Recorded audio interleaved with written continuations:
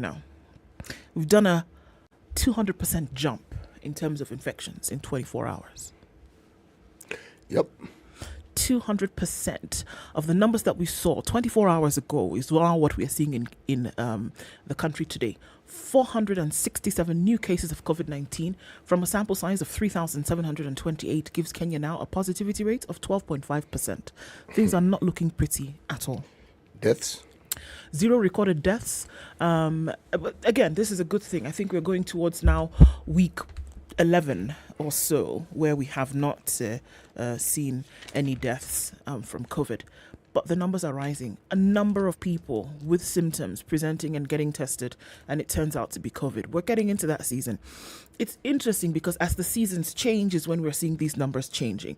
But it doesn't take away from the fact that we are seeing more cases of COVID in the country. 12.5 positivity rate is almost 3 times the number that we should be. If we look at global numbers, 542,496,047. That's what we're looking at in terms of global numbers of COVID. We've risen, increased numbers in the last 1 week by about 7 million cases. Let's take a look at what is going on the eastern side of the globe. A number of people are really worried about what's going on in terms of the lockdown in China. Looking at certain districts, Shanghai, some parts of Beijing being locked down completely because the policy is zero COVID. The policy is not keeping COVID numbers down. The policy is not just maintaining social distance. It's not just observing protocols. The policy in China is zero COVID, and there's no question, there's no debate, there's no can we think about this a little bit more. The policy is zero COVID, and they're doing all that they can to make sure that those numbers stay at zero. In Henan, a China COVID app is restricting residents from protests. Authorities in the Chinese province of Henan are suspected to be restricting some residents' movements using a COVID app following rare protests. Multiple people say they are being forced to quarantine, blocked from public transport or entering buildings. Most appear to be customers of 4 rural banks, which had run into issues providing cash withdrawals, according to Chinese media. The banks froze deposits, prompting angry demonstrations last month. China's banking and insurance regulator has since ordered an investigation into the banks. More than 39 billion yuan, which is equal to $6 billion, is believed to have been frozen, affecting hundreds of thousands of customers. In many Chinese cities, residents use a health code app to enter buildings and shops, use public transport, or leave the city. Users must scan a QR code and show a color-coded health status on their phone before entering. If this status turns red, it indicates the person has tested positive for COVID recently or is expected to have COVID and must be quarantined for 14 days. Tuesday, some residents found that their status had turned red when they tried to enter train stations, buildings, or hotels. It is not known why, how many have been affected, but Chinese reports indicate that the issue has occurred in several towns and villages in Henan, proving to be some kind of foul play. But folks are keeping their eyes on that to find out exactly what is going on. So the COVID situation seems to be bringing many things around the world in, different form, different measure. But at the end of the day, what we are seeing is that COVID is still here and is still an issue. It's 6:15. Kenya's biggest conversations. Our live stream is up on YouTube and Facebook. Thank you for joining us. We'll say hello to you in a minute. We're going to take a look at weather and see what the skies have to offer for us today, here and around the world. And then we'll come back and hear today's proverb and then say hello to you.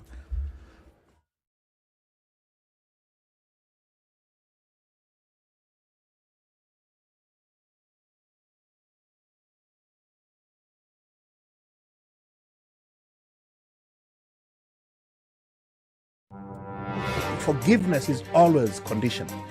Even before God, there's nothing like unconditional forgiveness. Government doesn't pay you pension until you retire. In fact, they have no money for you. The day you retire, they look for it. This country is punishing many young people. These young people are more susceptible to be deceived, to be taken advantage of, and they're more susceptible to be bought off. Let us also talk about where we want our country to go. we are a population of very young people. We're in a state of capture. The judiciary is under duress. Parliament is in the pocket of the executive. You don't sit and wait for the regime to topple itself. It will never do so. By the way, let me tell you, these guys are so persuasive. I'm telling you, they can persuade you to sell your grandmother. I'm telling you, they can sell sand in the desert. Ceci, has anybody on this program said to you as a guest, saying, "Oh, shut up, we don't want to be told what to do"? Has you ever that kind of... Has anybody been I will not listen. bit of advice? Because you're working on the premise that we should all pay heed to these proverbs. It's a very suspect notion. This is the Situation Room, the only way to start your day. 16 degrees, cloudy conditions in Nairobi, highs of 25 and lows of 14. And it's mostly cloudy at 14 in Nakuru, highs of 25 and lows of 13 today. We're looking at mostly cloudy conditions at 15 in Nyeri, highs of 23 and lows of 13. While at 11, it's mostly clear in Eldoret. We'll see highs of 25 and lows of 11. Clear conditions in Mombasa, 23, highs of 30 and back down to lows of 23. While Malindi is mostly clear at 25, we'll see highs of 29 and lows of 25. It's 18 degrees and mostly cloudy in Kisumu, highs of 28 today. We'll see highs of 28 in Kakamega, where it's mostly cloudy at 15, coming down to lows of 14. Kampala is mostly clear at 20. We'll see highs of 28 today and lows of 17, while at 21, it's mostly clear in Dar es Salaam, going to highs of 31 today and lows of 20. Let's look into Johannesburg, where for the first time in a long time, it's flat on zero this morning. We'll see highs of 13 and 0 will be the low. And Lagos raining at 25. We'll see highs of 28 and lows of 24, while it's 22 and clear in Kinshasa. It'll go to highs of 32 and lows of 21. It's sunny in Beijing out into Thursday afternoon at 27, highs of 30 and lows of 20, while 18 degrees coming into the summer months in Paris, highs of 30, and we'll see highs of 28 in a clear London at 15. It's still Wednesday night in New York. It's 20 degrees coming into Thursday. We'll see highs of 27 and lows of 19.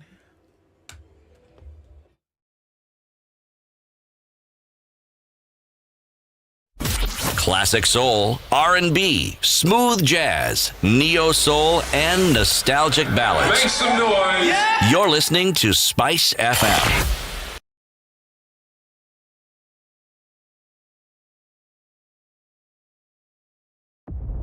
At KTN Home, we are all about the action, so you can enjoy unstoppable, unbeatable, unrivaled, unmatched movies from Hollywood.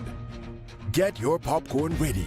Tune in to KTN Home and buckle up to experience a new world of entertainment from the comfort of your living room.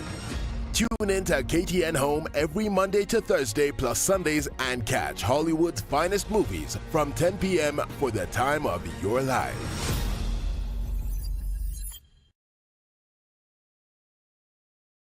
Between the 14th and 16th of June, the National School-Based Deworming Program in partnership with the Ministry of Health, the Ministry of Education, and Evidence Action will be treating children in 17 counties for free for bilharzia and soil-transmitted common worms. Join me, Yolanda Mulo, and DJ Absolute every weekday morning from 11 a.m. to learn about the program's impact since it was launched over 10 years ago in 2009. See you then!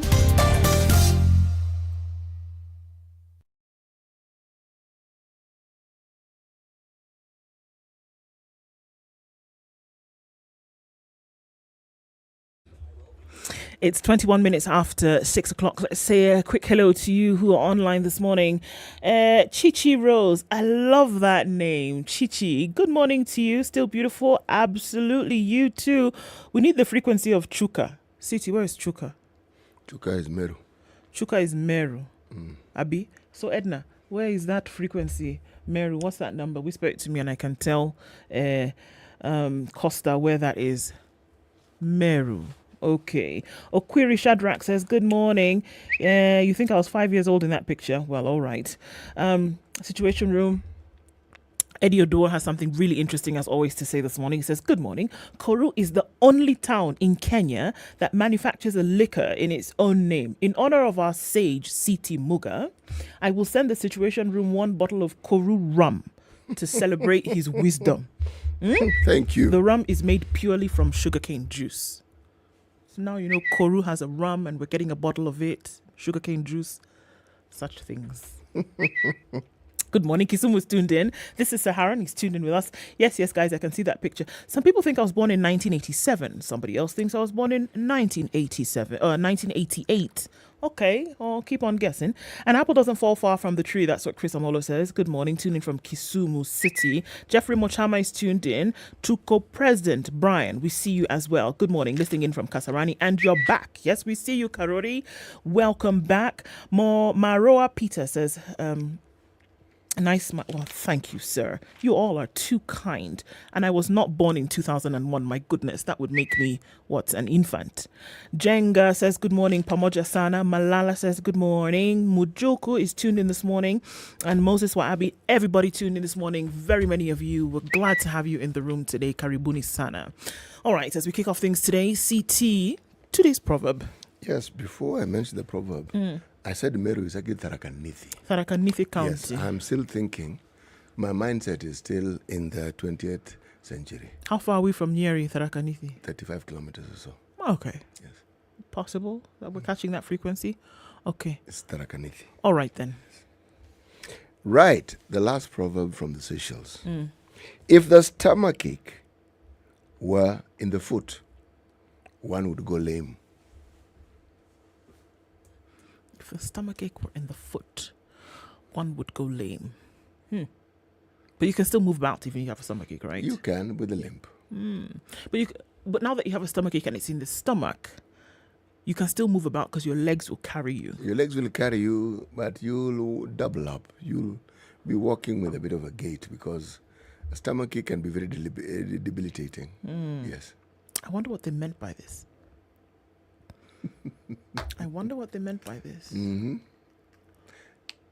The Seychelles are up to something. Let's ponder. I'm sure we'll come to something in a while. Standard e-paper. Find out what's going on. Mary Ojede in today's edition. How I evaded death on the day my husband died. Late MP refused. They travelled together, promising he would return the next day. Get a copy of Standard e-paper just at the click of a button. And really, wherever you go, you can have access to the news that is making headlines online. All right, taking a look at what's going on in the papers this morning. Quite a lot. On the front page of the Standard, the 1 million votes that could threaten the poll. This is an issue. Results transmission. With less than 2 months to election day, IEBC bosses are scratching their heads over the transmission of nearly 1 million votes in some 1,200 polling stations that lack network coverage, as Commission Chair Wafula Chebukati and Commission Authorities Chief Ezra Chiloba engage in political ping-pong over who should take responsibility.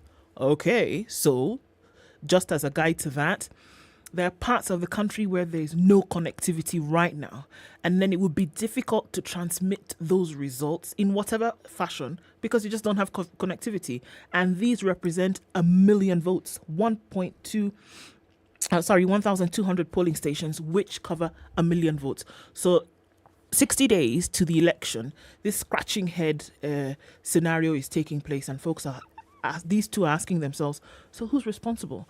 CA responsible for making sure that there's connectivity in all parts of the country, or IEBC asking themselves, what should we have done to make sure that everybody who votes, that we will be able to then get their votes cast and counted? So now it's buck passing extraordinaire that's going on between the CA and the IEBC, who to take responsibility for it and what will happen in this case. Let me give you some more details of this story. The fate of nearly 1 million presidential votes in 1,200 polling stations where Independent Electoral and Boundaries Commission does not have 3G or 4G network may be in limbo come August 9th. There has been political ping-pong between the IEBC and CA over the number of polling stations that will be covered or how results will be transmitted in areas with no connectivity. According to the Elections Act, IEBC should have an integrated electronic electoral system that enables a biometric voter registration, electronic voter identification, and electronic transmission of results procured 120 days before the election. we are 59 days to the election, and this thing does not exist. According to an act which then binds you by law as a commission, you should have done this 53. Voila. 53 days to the election. According to an act which binds you legally, you should have done this 3 months ago. It has not happened. And so now we're getting a tad worried. Do you see the things I've been saying for the last 2 days, CT? Now do you see them coming out? I do. Great clairvoyant. I do. Thank you. But the electoral agency is unsure of the exact number of polling stations not covered by 3G or 4G network, creating a possible flashpoint of trouble in transmission of election results, which may in turn affect the presidential contest. Excuse me. Notably, IEBC is still at loggerheads with the CAK, just 53 days to the poll, and each side is yet to establish the said coverage because the network coverage of polling stations worldwide.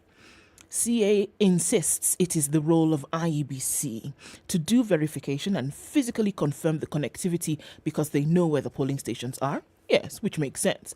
But IEBC insists that they do not control or deploy network coverage, a critical component, given that the absence of physical data on network coverage complicates the Commission's planning. The CA and IEBC officials held a consultative meeting February 22nd last year on election preparedness. The electoral agency requested the CA to undertake a quality of service assessment within the identified IEBC polling centres before the general election. And here we are, 53 days to the election, and this is still a problem. 1 million votes is no chicken change, man. It's not even that.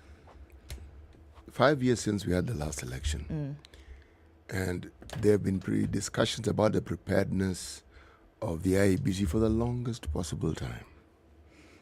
Now, we know full well that the IEBC do not have control over 3G, 4G, 5G, 6G, 7G, whatever G it is that is required for communication.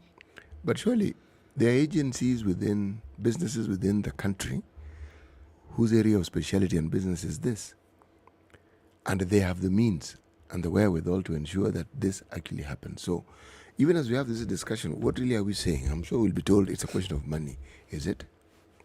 No, CT, this is a question of knowledge and information that they just do not know. CA is saying you should know which stations you have. Yes. Yeah, and IEBC is saying, of course we do. We've done this assessment of service. We know very well which polling stations we have. We can tell you to the letter. Right? The problem is that there are some of them that do not have this 3G or 4G connectivity or coverage. And we are basically telling you that we as the IEBC then do not have any control over where connectivity reaches. Who does have that control? It is you. So hadn't you then better figure out a way to make sure that folks who are going to be voting in these areas then have the said connectivity? 1 million votes out the window? Can you imagine the Did we not 1 million votes, those are many votes. Yes, now. Is that not what we saw the last time? Those are very many votes.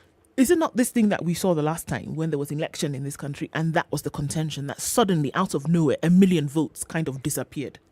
Oh, no, well, the discussion there was even more interesting. 2 million votes. Suddenly, I mean...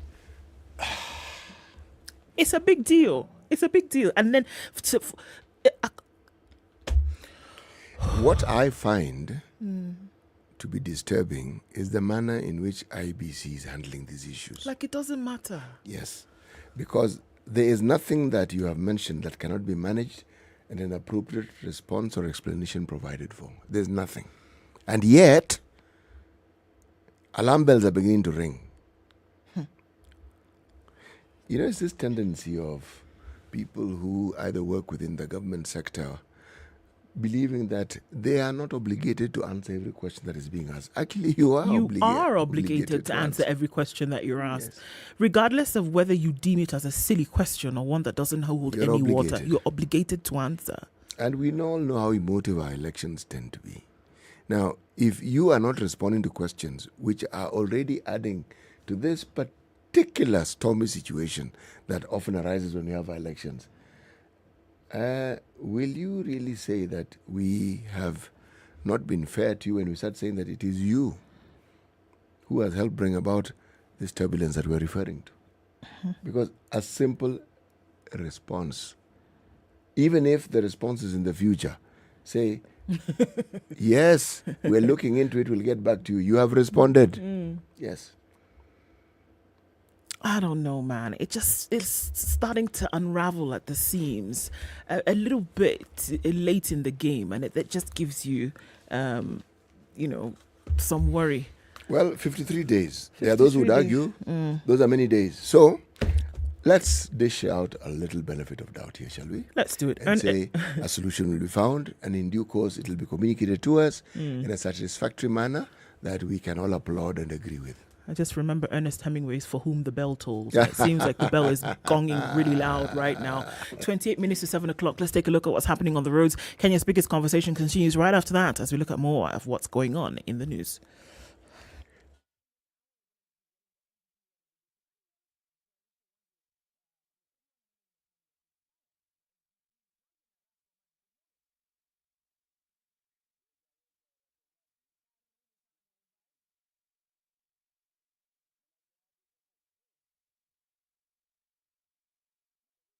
You know, when you see someone being jailed, a governor or two or someone who stole, then people will fear. Because our problem is not the borrowing, it's the stealing. We've become actually a nation of thieves. The only thing we lack is an opportunity to steal. The guys who quote the Bible and say I'm a Christian and all that, and you know they're thieves. Return what you have stolen 4 times. If you know that you have property or anything that you have stolen, just return and say, my God does not allow me to hold stolen things. We are also a reflection of you because you elect us. You know, we don't get into our office by ourselves. We are a reflection of the people who elect us. We don't want to go to the streets. We have a constitution that enables us, assert our will. When the legislators are now being taken as hostage by the executive for whatever reason, we are now bound by what they want us to do. This is just outside the realms of reality. We have impunity written into the DNA of our political class. How old were you when you learned that Jeshi Lokop is Jeshi Lawoko? I can't say it very well, but Jeshi Lokop. And everyone knows.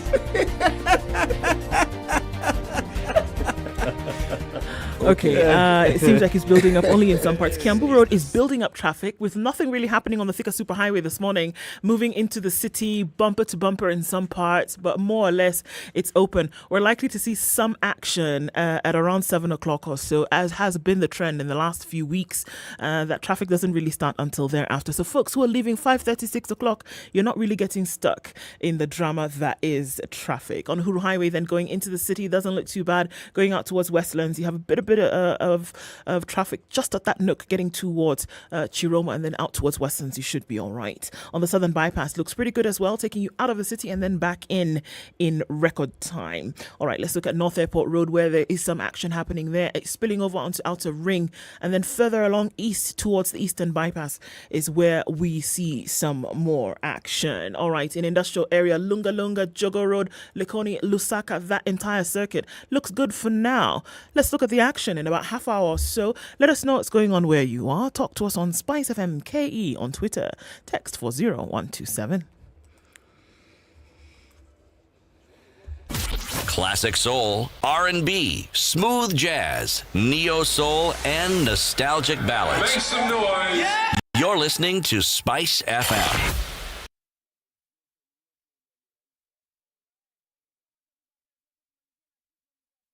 Africa is rapidly growing, and Merck Foundation is raising awareness about different social and health issues through fashion and art with purpose. Our Africa TV show on KTN Home will talk about issues that matter to you, such as diabetes awareness, ending child marriage, supporting girl education, and breaking infertility stigma, among other topics affecting the continent. Join Merck Foundation CEO Senator Dr. Rasha Kelej every Saturday at 5:30 p.m. as she talks to fashion designers, singers, and other personalities from across Africa. Only on KTN Home. Feel the roar. KCB is bringing you the World Rally Championship on the 23rd to the 26th of June 2022. Tune in to the Spice Drive with me, Edward Quach, to find out more about it and how KCB has made it possible for you to enjoy all the action. KCB, go ahead.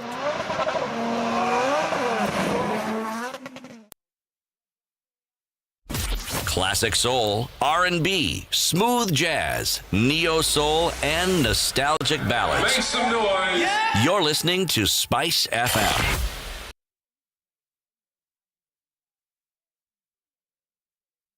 Are you a recruiter looking for the ideal candidate? What if we told you there's an easier, faster, and unbiased way to hire? Forget all the time wasting and costly hiring mistakes and instead focus on reviewing the best suited candidates from the start. Sounds good, right?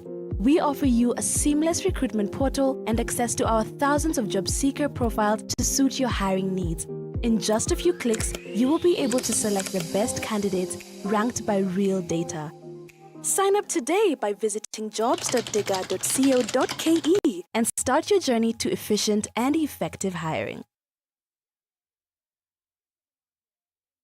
The National School-Based Deworming Program, in partnership with the Ministry of Health, Ministry of Education and Evidence Action, has since 2009 provided deworming treatment to school children across the country. The initiative reaches at least 6 million children across 27 counties annually and has enabled the treatment of school-going children aged 2 to 4 by training teachers. This year, as they celebrate over 10 years of serving Kenyans, the National School-Based Deworming Program will be treating children in 17 counties between the 14th and 16th of June. All parents are encouraged to ensure that their children are treated at the nearest primary school in the selected counties. It's 22 minutes to 7 o'clock this morning in Kenya's biggest conversation, taking a look at what's going on in the news today. CT, what have you got? Well, something interesting. One of the things that has been the center of discussions for a long time in the fight against corruption has been the subject of lifestyle audit. Mm-hmm. Okay. There have always been attempts to get not just lifestyles audited, but to make sure that the findings are made public. We don't actually have a legal framework that would stipulate how it is you can go about it. And the president has always supported these audits, time and time again. But of interest, right now, we have a situation that has arisen. And it's an even, well, let me say, call it an interesting situation. There's a nominated senator called Faria Ali Haji, who has sponsored the lifestyle audit bill and now wants the House to delete Clause 25 that sought to remove restrictions on Kenyans seeking to access information on the wealth of top state officials, including the president and his deputy. Let me read it again. They now want the House to delete Clause 25 that would make it possible for citizens to access the information. Every 2 years, public officers, including the president and the deputy, are required to, every 2 years, there's a form that you fill. It's called a declaration. You state, I own this, I own this, I own this, I own this. But whatever has been documented has always remained secretive. It's not in the public domain. And there have been attempts to make it public so that people know and say, when you say people have declared, okay, so what have they declared? What do they own or what don't they own? Now, what we're talking about here is now an attempt to remove that clause so that you don't ever have to say what you do own or not. Yes, and even if the public will not know. Yeah. So, in my mind, it defeats the purpose of even having that particular... if you're going to remove it, then why don't you just chuck the whole thing? My very thoughts, because if the public can't know, then of what use is it? Why have a law that requires a lifestyle audit? Because the primary, in my opinion, the primary reason to have that is so that the public is aware of your assets or of your worth. That is the general idea. So if you remove the clause that brings this about, then there's no need having the law in the first place. Well, this bill unless I've gotten it totally wrong. Perfectly. This bill is set to be approved or this afternoon. Today. That's before the Senate now goes on recess. It's very interesting, you know. That there's certain things that can be done with such speed and alacrity. Point in time. Yeah. Okay. Just before we get into the elections. Wow. Nice. Well, it's nice, yes, But the whole purpose of the lifestyle audit was to help entrench integrity in the public service. Meaning, whatever you own will be there for the public to know. And when they query it, they will be querying how you acquired it. Now, if you remove that clause, then it's happy hour. It is. Anybody can do whatever they want. Yep. The law of the jungle comes into play here. You eat when you can eat, kind of thing. Because you've then removed the very, very tool that you would have for vetting public officers. Among the things that people would like to know when someone wishes to be placed in a position of authority is, what do you own? How did you get it? Essentially, what sort of person are you? Integrity issues are responded to in part by something like this lifestyle audit. But you remove that clause. It's a question of, this one is not even removing the teeth. No. This one you remove the jaw completely. Completely. Mandibles and all. Okay, the front page of the Standard, or rather of the Nation today. This conversation that we seem not to be able to run away from. Birds of a feather, will they pass the degree test? Plus why the judiciary is a weak link.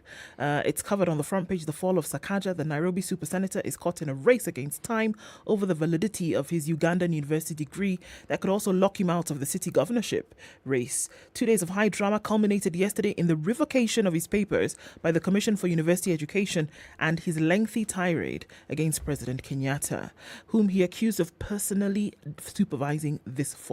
The drama continued last evening as the tribunal hearing the case against him refused to admit the new letter from the Commission of University Education. All right, this story is covered on page 12 and 13 of The Nation, and it seems to be what has held everybody captive right now. Okay.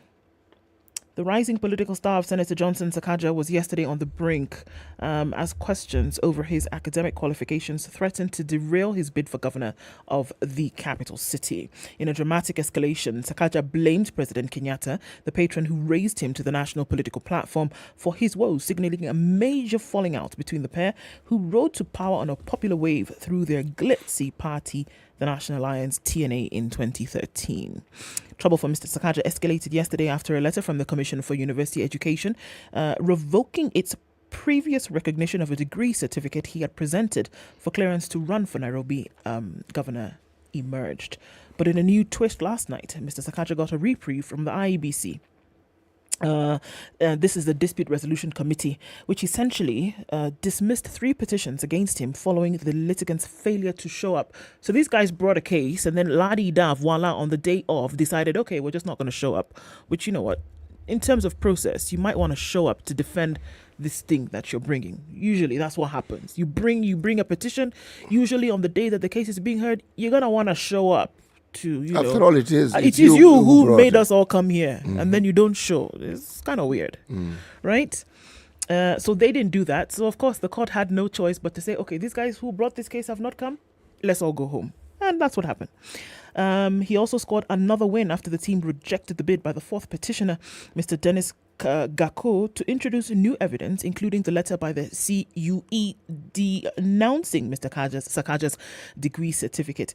Earlier yesterday, the embattled city senator had posted an angry repost on his verified social media accounts accusing President Kenyatta of intimidating the commission to withdraw its recognition of his academic papers. The chief executive, Mwendwa Ntarangawi, had last week on June 6 written to the IEBC affirming the validity of his Bachelor of Science in Management from the university in Uganda called TEAM. It was after the CEO who had communicated with TEAM University and Uganda's National Council for Higher Education, which confirmed that the institution was properly accredited and that Sakaja's degree was issued legitimately. Curiously, however, this is where the drum roll comes in. It is not the CEO who wrote to the IEBC yesterday reversing the earlier decision, but the chairman, Mr. Chacha, and Mr. Sakaja seized upon this to respond. Treat CUE as an entity, not individuals. So it doesn't matter who wrote, according to them. It is the position of the CUE that is bringing this issue.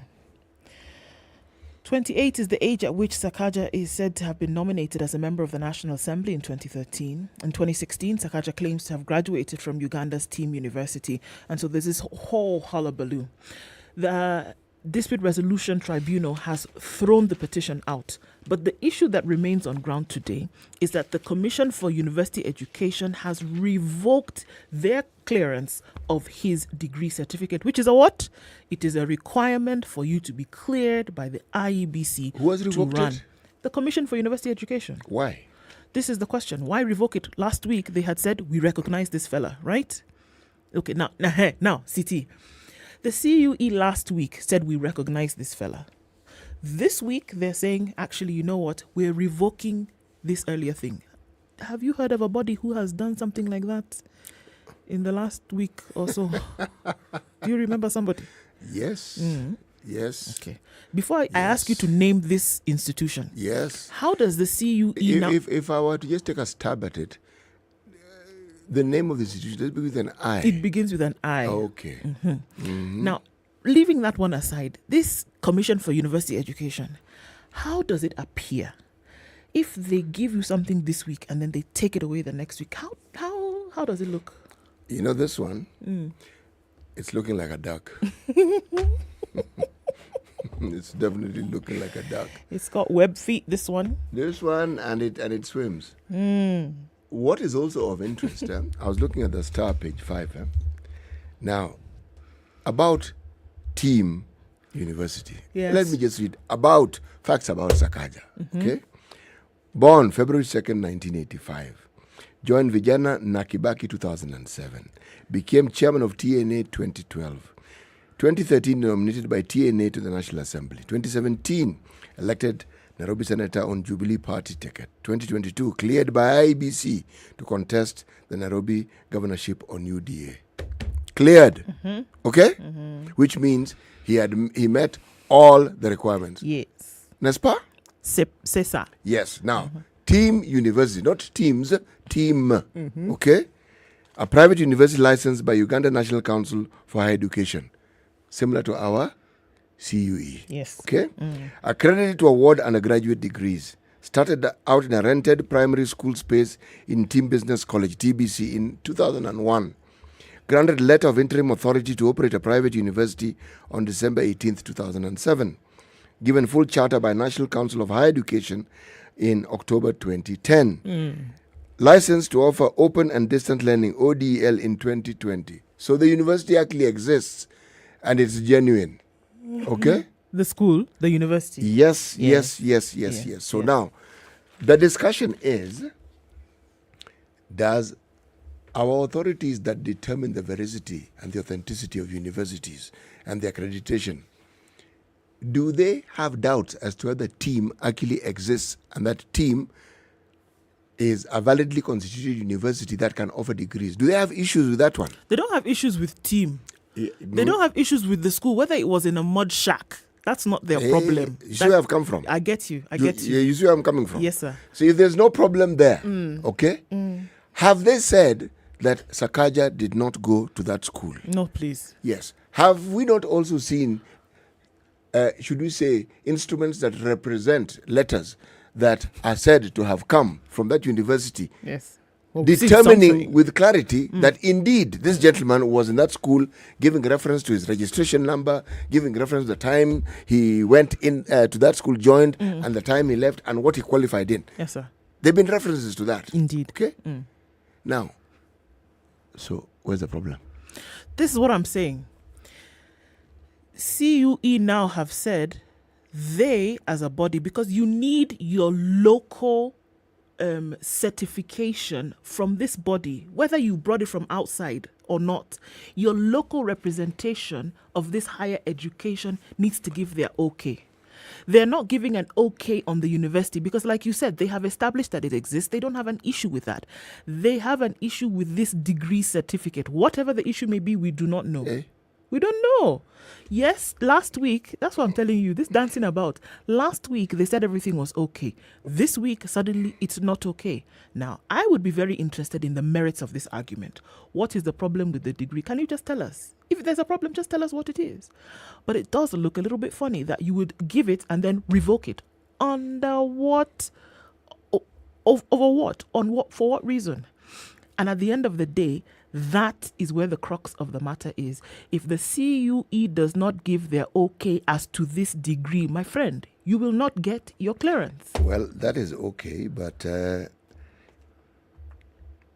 what exactly is the issue with the degree certificate? So whether he went there, he didn't go there, or he didn't finish, or it's not possible for him to have gone to this university, or the information that he had given before. There's a whole cloud of things here, and unfortunately, it's not really clear. What we do know for sure, that those who are petitioning that he should not be able to run for governor, the courts have thrown it out, because the very wise fellows who petitioned decided that they were not going to show up yesterday, so that one doesn't even matter. The issue now here is that he goes back before the IEBC at whatever time he may go back, and if he does not have the clearance on his degree certificate, he is still not out of the water. That's the thing. You know, there is a body that is supposed to actually deal with such matters. Okay? You see, you cannot tell us that you have... The authority of the CU is to regulate, to determine accreditation for Kenya. Mm-hmm. For Kenya. But you who is running in Kenya, you need local representation of that accreditation for these schools outside. You do. If Ndu was to come and run for office today by whatever miracle, and I said I went to school in wherever, the local representation gets in touch with the representation of the schools where I went to come and certify that, yes, indeed, I did finish. That's the role of CUE in this whole process. That's their role. That you need the local representation because of the fact that you say you went to school outside. Whatever is happening here, unfortunately, raises more question than it provides answers. It does. Because it is assumed that by the time you are being given clearance, due diligence had been done. This additional due diligence that we're now encountering, out of the blue, is what bothers me. Yes. This justice seems a little slanted. Yeah. That, for me, that's the issue. And we're not even saying right or wrong here. And I know we're belaboring this point in terms of time. But for me, that's... How can we possibly belabor the point when the point itself requires further investigation, further discussion? It requires picking. Because this is my issue. You cannot... You gave your clearance. That means you did everything that needed to be done. You checked, you gave your clearance. Or now you're telling us, or maybe then you're coming to tell us that actually you didn't do your job right. Okay, now. So how are we supposed to have any faith in anything that you're going to say moving forward? No, anything that you've done. How then can we then say that everyone who's been cleared was cleared because they qualified? And that is my issue. So that means that now we're going to have to take the magnifying glass and apply it to everything else that you've done and ask the question. So all these other individuals that you cleared, how do we know that you did the thing right? So anybody who says there might be a witch hunt here may have some merit in their arguments. It's true. Well, let's see how this unfolds. It doesn't come to an end, has it? No, it's not over yet. It's not over yet. I mean, in terms of a lifeline, what he's gotten is the reprieve from the courts. But in terms of whether the IEBC will give him clearance based on this now CUE revoking their initial agreement, that's still a pickle in the wind. It is. All right. We'll have to wait and see. We're coming up to 7 o'clock, but let me tell you about KRA and their new system. We're going to be talking with KRA at 8 o'clock today. But they've said that they have a new system to catch cheats. Did you know that there were cheats? There were people who don't want to pay tax. Well, I keep hearing of them. And yes, there are people whose job it is to recognize them and see them. Yes. Okay, so let me tell you about these tax people. I know we're going to be looking into more stories making the headlines. How can page 26 now disappear in a whole newspaper? Is it making sense? Okay, here we go. The KRA expects traders to migrate to a new electronic register that captures and sends to the taxman all transactions, especially invoices, in real time. So when you're doing your little business in your shop, the system, you receipt, you invoice, etc., all of that information goes to KRA. So actually, when you now coming to file, they already have the information. Isn't that really nifty? This has thrown traders into a fit of anxiety, with many of them yet to comply with the strict requirements from the tax man. There is a lot of anxiety within the business community regarding the introduction of the electronic tax invoice by KRA effective June 1st, 2022. We'll ask this question later on today. It looks like many businesses will grind to a halt, said a trader who did not want to be named. Taxpayers will be required to keep and safeguard the data in a previously used electronic tax register, as the law requires them to keep the record for 5 years, the ETR. With the new tax management system, the TIMS, an upgrade of ETR, there will be the real-time transmission of data directly to KRA's digital system. So actually, we don't need you to come and bring the file because, we have it. And we're asking all of you to essentially comply with this. ETR was in place for 5 years. It's coming to an end of its lifeline. And so now this new system it comes to you, it comes to us. So we know off the bat whether you made a profit, whether you owe us some money, etc., etc. Essentially, they've done this so that you basically cannot lie to KRA anymore. That's what it looks like. And they're going to start installing this to make sure that everything is in order. Many businessmen are already decrying, or rather crying foul, and asking how they're going to be able to get through this. Implementation of TIMS, which is expected to boost tax compliance, was to run up to July this year, when full onboarding of traders is expected to have been achieved. Consequently, suppliers of ETRs are notified to cease supply of ETR registers and that are not compliant with the value-added tax regulations, effective January 2020. The intention is to ensure people only claim what is due when it becomes mandatory, according to Samuel Mwara, a partner in charge of taxation services at Grant Thornton Audit Firm, in an earlier interview with the Standard. So KRA is making sure that whatever the case, you will pay your taxes, and those who are trying to run away from this responsibility will also get sorted out. Okay. Fuel prices are still up. They were not going to go down the day after the drama began. And we're looking at this and other stories making the headlines well into 7 o'clock. There's an institution whose name should have been brought up, but I haven't heard it. Which one is in that? This saga. It's the Kenya National Qualifications Authority. Uh-huh. You see, they are the ones who maintain all records of accredited universities or credible institutions. Mm-hmm. Okay? Now, if we had issues with the credibility of the institution, Mm-hmm. they should have been brought into the discussion, but we don't hear of it. Anyway. I hear you. Yeah, so. Coming around to 7 o'clock, Kenya's biggest conversation continues. After 7 o'clock, we'll take a look at traffic and then come back and continue with more conversations making the headlines this morning and news that is wrapping up the nation. Our live stream on Facebook is down, but for now, it's 7 o'clock.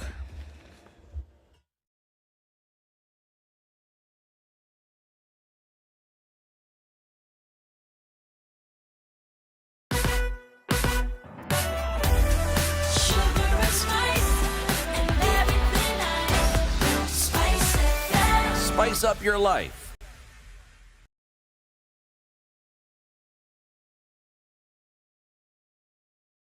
The latest news from around the world. 94.4 Spice. President Uhuru Kenyatta signed into law the Military Veterans Bill of 2022, the act which establishes a regulatory and institutional framework for the management of military veterans affairs, provides for the benefits to military veterans and their dependents, including the establishment of the Dependents Education Fund by the Defense Council. The fund will provide scholarship for education of the children of deceased military veterans. The act further makes provisions for the Defense Council to prescribe regulations for the administration of the fund, including the procedure for processing applications for scholarships. The new law also establishes the Advisory Committee on Military Veterans that will advise and make recommendations to the Defense Council, Cabinet Secretary or Director of Military Veterans on any matter relating to the military veterans or their dependents. The misunderstanding between IEBC and Communications Authority over centers that are not connected to 3G network is threatening the electoral process. This after the Electoral Commission received information from the Communications Authority that over 1,111 centers lack internet connectivity, which might in turn affect over 1 million voters registered in these centers. At the heart of the misunderstanding is the fact that the Communications Authority submitted the report without physically visiting the affected areas, insisting that it is the Commission's responsibility to test the connectivity of the said areas. IEBC Commissioner Abdi Guliye is now blaming the authority for delayed information on the state of internet connectivity, which it says might affect the transmission of electoral results. And our hope is that if there has been substantive improvements in terms of coverage, then the need for these GSM satellite technologies, deployment of these satellite technologies will be, minimized, and probably it will be to a level that the Commission can afford. We received a report from them which alleges that according to them there is 98% network coverage. But again, when you read the text of the report they sent us, it shows that they did desktop survey and they had not done physical verification on the ground. It is feared that the Commission will be forced to deploy satellite streaming of results for the 1 million voters from the affected 1,200 stations. The first trial by the IEBC on results streaming exposed the slow speeds associated with the streaming process, with the IEBC CEO Marjan Hussain expressing fears that the country might go to the elections without the streams as required. So, as a country, it is expected that we will be going to the election with some centers that will not be able to transmit results at the polling station as required. Meanwhile, a consortium of civil society organizations have raised concerns over the preparedness by the Independent Electoral Boundaries Commission to electronically transmit results in the August polls. The activists who go by the name Angaza Movement say the recently conducted technology test by the Commission on the result transmission system had a lot of gaps and failed both load testing and stress training. They now want the Commission to conduct another test to remove any doubt that the result transmission system will not collapse on election day with possibly disastrous results. Now, it is a relief for Nairobi County Senator Johnson Sakaja after the Independent Electoral Boundaries Commission Dispute Resolution Committee expunged a letter from the Commission of University Education. The letter stating that the senator's degree from the Team University in Uganda is not recognized will now not be used in the proceedings before the tribunal. The Commission says there is need for clarification on Sakaja's degree certificate acquired from Team University after concerns emerged about its authenticity. The revocation came a day after a lobby group wrote to the Uganda Minister for Education Janet Museveni to compel Team University to produce Sakaja's admission letter, details of payment of tuition fees, and evidence that he attended classes. The Nairobi senator has accused his political rivals of plotting to frustrate his Nairobi gubernatorial bid. In fact, the UDA candidate claims that the institution's chairperson, Professor Chacha Nyagoiti Chacha, had been coerced and intimidated to illegally revoke recognition of accreditation that has been properly issued. And the Senate is today expected to adjourn its sessions ahead of the August 9th general election. Yesterday, debate erupted in Parliament, particularly over rising oil prices. However, instead of giving solutions, the senators used the same oil price issue to solicit for votes, with each side defending their political side. In short, we are on our own. This is Newswire. Dennis Aseto. Good morning.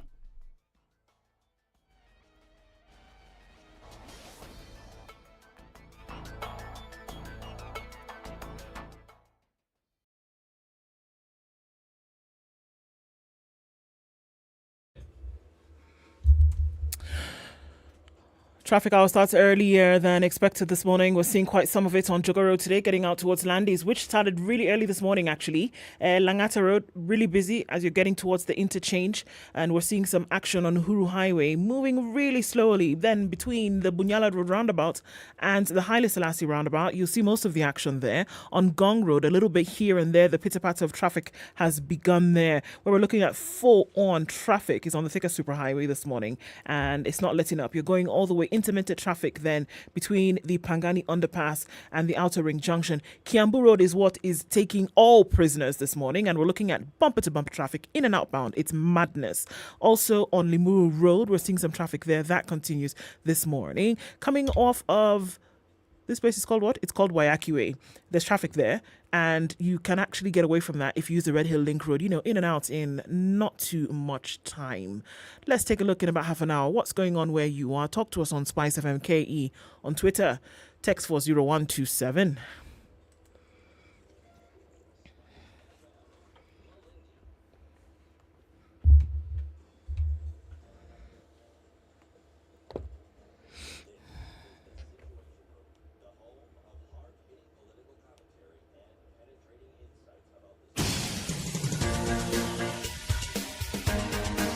This is The Situation Room, the home of hard-hitting political commentary and penetrating insights about the state of the nation. This is a talk radio experience like no other. The Situation Room, a place for hard truths, debates, and elevated conversations. The Situation Room, witty, political, engaging, deep, controversial. In the room, we have C.T. Muga, researcher, academic, seasoned political observer, a fountain of wisdom in these politically uncertain times. Ndu Okoh, Nigerian by birth, Kenyan by choice, communications expert, Pan-Africanist, a truth seeker and believer in people power, and Eric Latiff, agent provocateur, the man in the chair, 7 minutes after 7 seasoned o'clock. journalist, newshound, a man who believes in You may have punching. noticed we're having a bit of an ish with the Facebook live stream. That's being sorted out, and as soon as we're back on. However, YouTube live stream continues, so join the show there. Or if you're in Nairobi, tune in on 94.4 different parts on across the country. In the studio with you this morning, Ndu and CT. Our third leg will be back soon in the name of Eric Latiff. As we start off this hour, let's do this with today's proverb. If the stomachache were in the foot, one would go lame.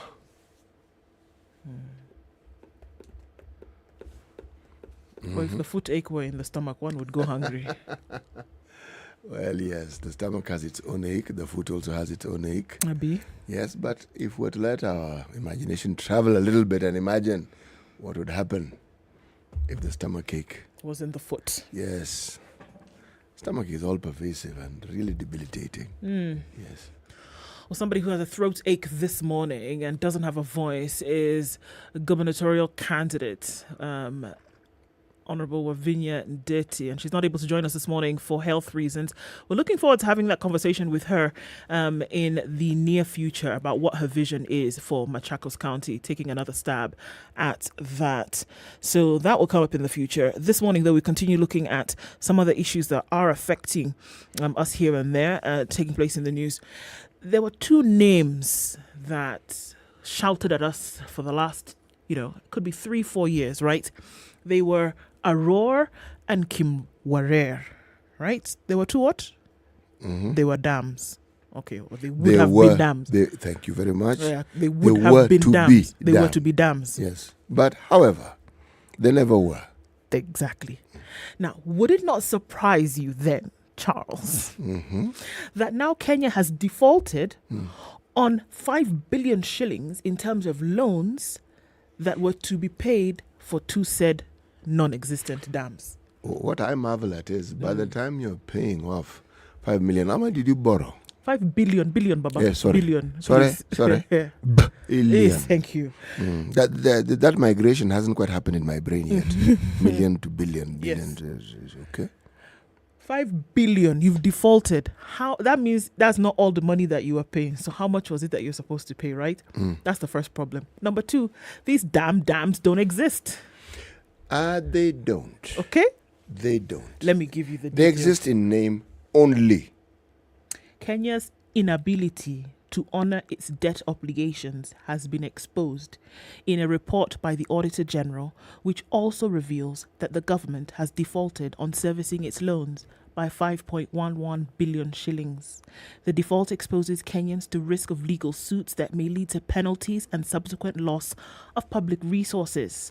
The defaulted amount relates to 3 loans advanced by an international bank towards the construction of 3 dams: Aurora, Kimwarer multipurpose dams in Elgeyo-Marakwet County and Itare Dam in Nakuru County. The audit report on the accounts of the National Treasury for the 2020-2021 financial year shows that the that the 790.7 million was to be paid for the Aurora Dam loan, 3.1 billion was to be paid for Itare, and 1.26 billion was to be paid for Kimwarer. The credit agreements for these loans were not provided for audit review to confirm the terms of the loans and if the termination of the credit was conducted in accordance with the provisions in the respective agreements. This is all just very big English to say that, number one, we didn't know what this money was being borrowed for because those are not stipulated in whatever documentation is available. And these three dams with this amount of money, please follow me talk, City. If a loan is required to be paid, that means they dispersed the loan, Abi? Money was given. That is why you owe. You can't owe for something that was not given. Aha. Mm-hmm. Okay.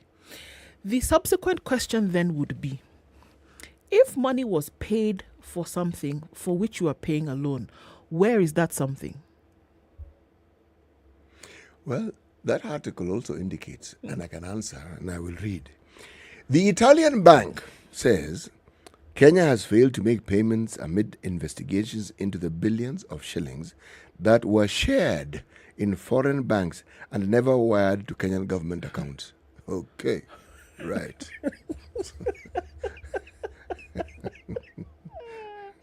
Houdini would be proud. Houdini, the guy himself, the Lord and Master of Magic, would have been very proud. No payments regarding the payments have been made in 2021. We're in 2022.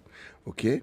A representative of the Italian bank who did not wish to be named said in an email response to the Business Daily, this is where the article queries, shows before Parliament shows that Treasury is yet to make payments for loans linked to the 2 loans. Now, if there are those who claim the money actually never even got here in the first place, it was released and it just went to some accounts somewhere. Abroad. Yes. What happens to the traceability element? Is it not possible to find out now where this money left loaner? Oh, yes, you can. And then you can find out where it actually ended up. So investigations are still going on as to where this money went. You know the interesting thing about punishment, when it eventually comes to light what really happened with these 2 dams, because there's a lot of speculation to date. Unfortunately, because nothing has been proven to within a letter, that you can't say it was this person who did what. I mean, there's certain people whose names have already been, called out, they've sat, etc. However, until and unless you're able to look at these traceability factors one to the other, you're not going to really be able to call someone out. When it happens, though, you see all this money that Kenya is defaulting and they're looking for money to pay. Wouldn't it be interesting that said individuals or institutions then would be held liable even for the money that you have lost in terms of penalties as a country? Well, let me further stimulate this conversation by reading. Okay. This is an article that was in the Business Daily. Okay.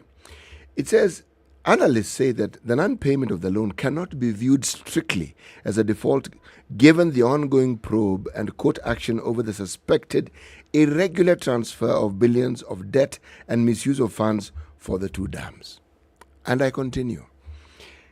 The guess is that the failed payment could be linked to the scandal involving advance payments for 2 dam projects. This does not amount to straight default, but comes from lack of resources, said one analyst.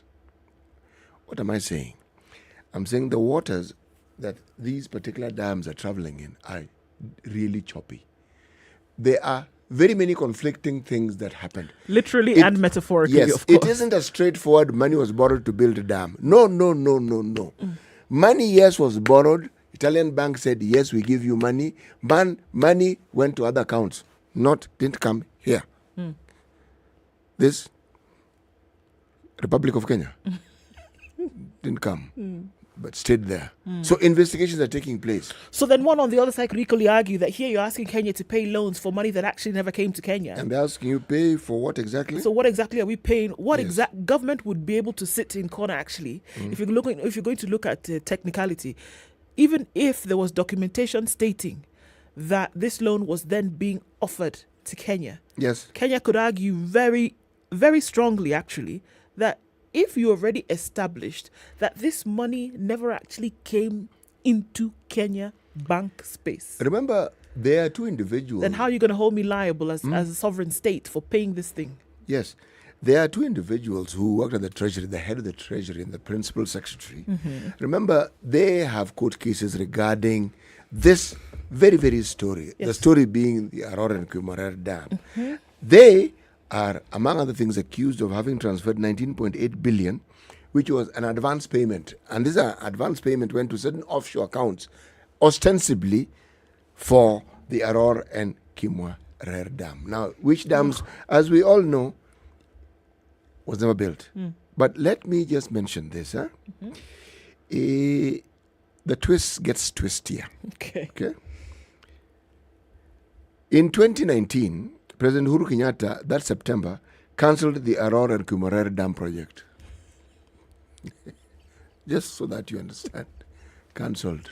We're not doing this thing again. No, we're not doing this because we've seen that there's some mago here. We're not doing this thing. And we don't like it, so let's just stop it. But see, the thing is, CT, that by the time he was cancelling these projects, that money had already... Oh, yes. Italian bank passed. Given paid the payment in advance to the people who were supposed to build the dam, 19.8 billion to some offshore accounts. That had already happened. But, the interesting thing is the reasons they gave. They said that it was technically and financially unfeasible. Now, this, to me, is a joke. All this money for something that was technically and financially unfeasible. How? How did we go through this whole process? Acquiring the loan. Even before acquiring the loan, you do many things. There's something called a feasibility report. That is what makes the loan possible. When you're talking about non-feasible, you do a feasibility report. Those are one of the things you do before getting into such a project. That's one of the things you do. I think what you're being told here was the feasibility study was unfeasible. Even the study itself. Yeah, because if it was found unfeasible, then of course the whole project would be unfeasible. Yeah. Technically and financially. Yeah. So in short, the story around these two dams are replete with all manner of drama and saga. Just when you think you've heard the last of it, something else come up and say, oh my goodness, you mean there's also that? And there's also the other. Never ending story. I'm telling you. It's madness. So now, the Auditor General, just through all this, kind of give it ties. A technical committee in a press release to the media at State House had recommended cancellation of the two projects for being overpriced, with the Kimwarer Dam that was to cost 22.2 billion actually, cited as not viable.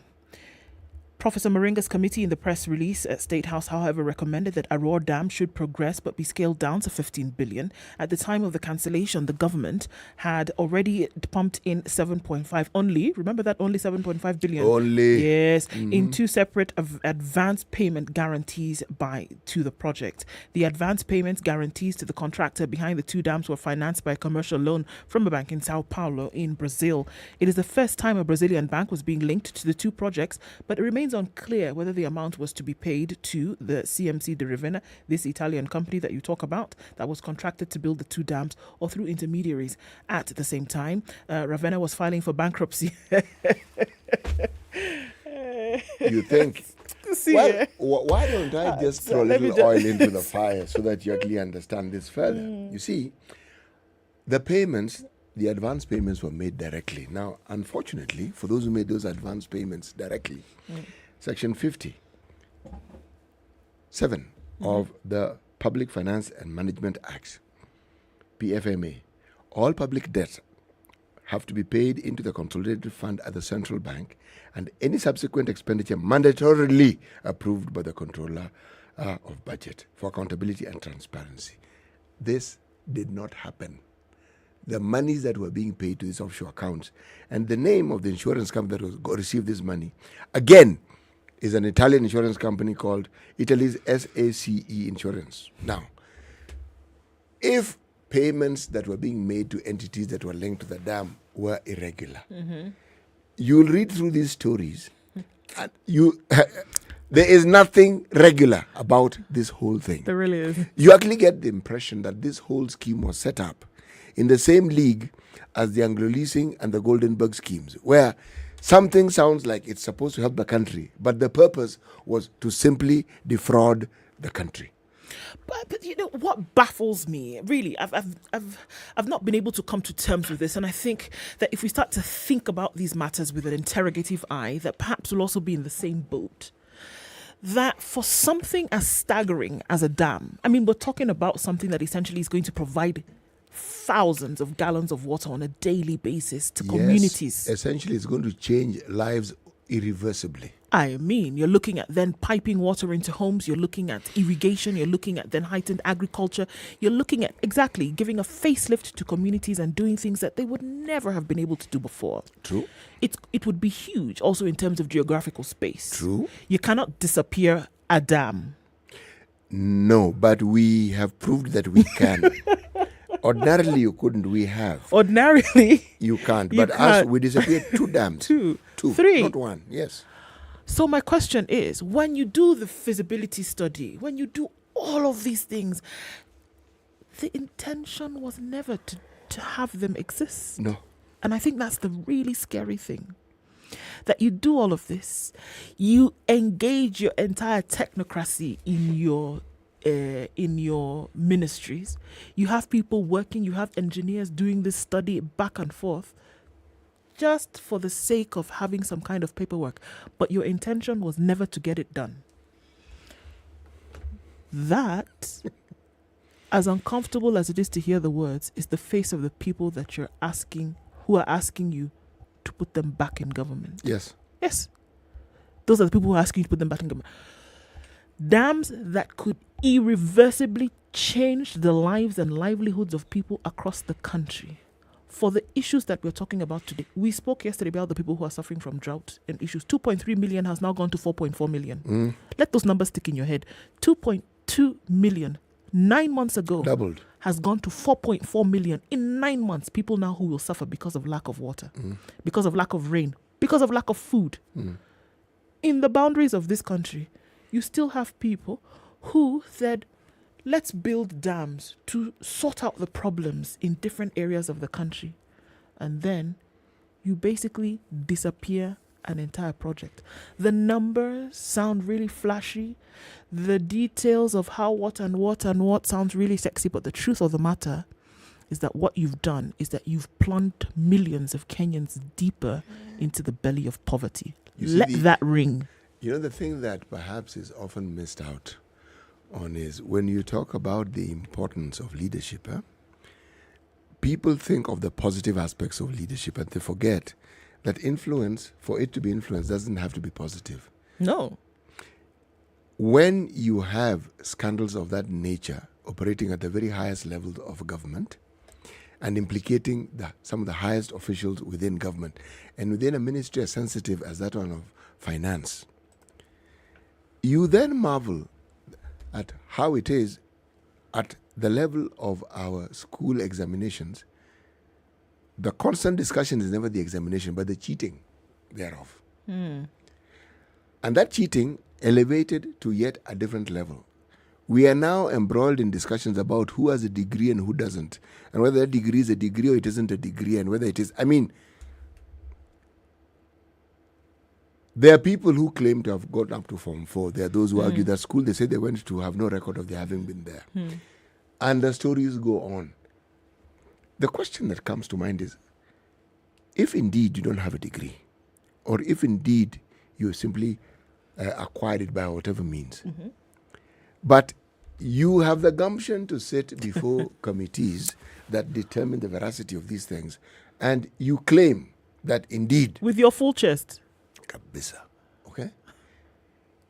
What do you think we are saying about ourselves as a nation if indeed people will stand up, present themselves publicly, and make claims which they know not to be true. And they make the claims as though they were true publicly. This is it. And you know it's a lie. Yes. Now, about the degrees, that's an issue that will be discussed by those who determine whether the university was accredited, not accredited, whatever it is. But the point is, these are the levels that dishonesty in this nation has reached, where people who want to be in public office seem not to have a problem being dishonest. None whatsoever. At the very point of presentation, they are willing to be dishonest. And then one wonders why it is we mistrust, why we distrust, why we are doubtful about processes in this country. It's bothersome. Look, it's bothersome to me that I think, and I sit and I think about situations whereby there are people who are walking kilometers on end every day looking for water. There are people who are trying to keep their crop alive for lack of water. And this is not a new phenomenon. They have been there for years. Yes. So can you imagine what the promise of this removal from those shackles of want did for them? Do you realize what it did in terms of setting their sights on something that would remove them from this vicious cycle that they've only known for the longest time? And then, in the blink of an eye, that promise is removed because a few individuals decided to lie about all of it. That the intention never was to lift people out of poverty. And that's the thing for me. The intention never is to solve the problem. The intention is to hoodwink people into believing that there's a possibility that this could happen, knowing full well that there will be no citizen interrogation of what they're saying. Nobody's going to ask questions. Oh, there's going to be a dam. Fantastic. Oh, there's no dam. What happened? Oh, the money was stolen. Oh, money for dam was stolen. Oh, okay, so perhaps my crop will fail this year again. And then we go back to factory settings. I think once we realize that if you're not interrogating what these individuals are saying, and look, it's a dam today, it's a hospital tomorrow, it's a school next. Look, choose whatever you want these promises to come in. We're using this as an example now because the country is being asked to pay loans for things that don't exist. The money went to somebody's pocket. So the truth of the matter is that there was no intention.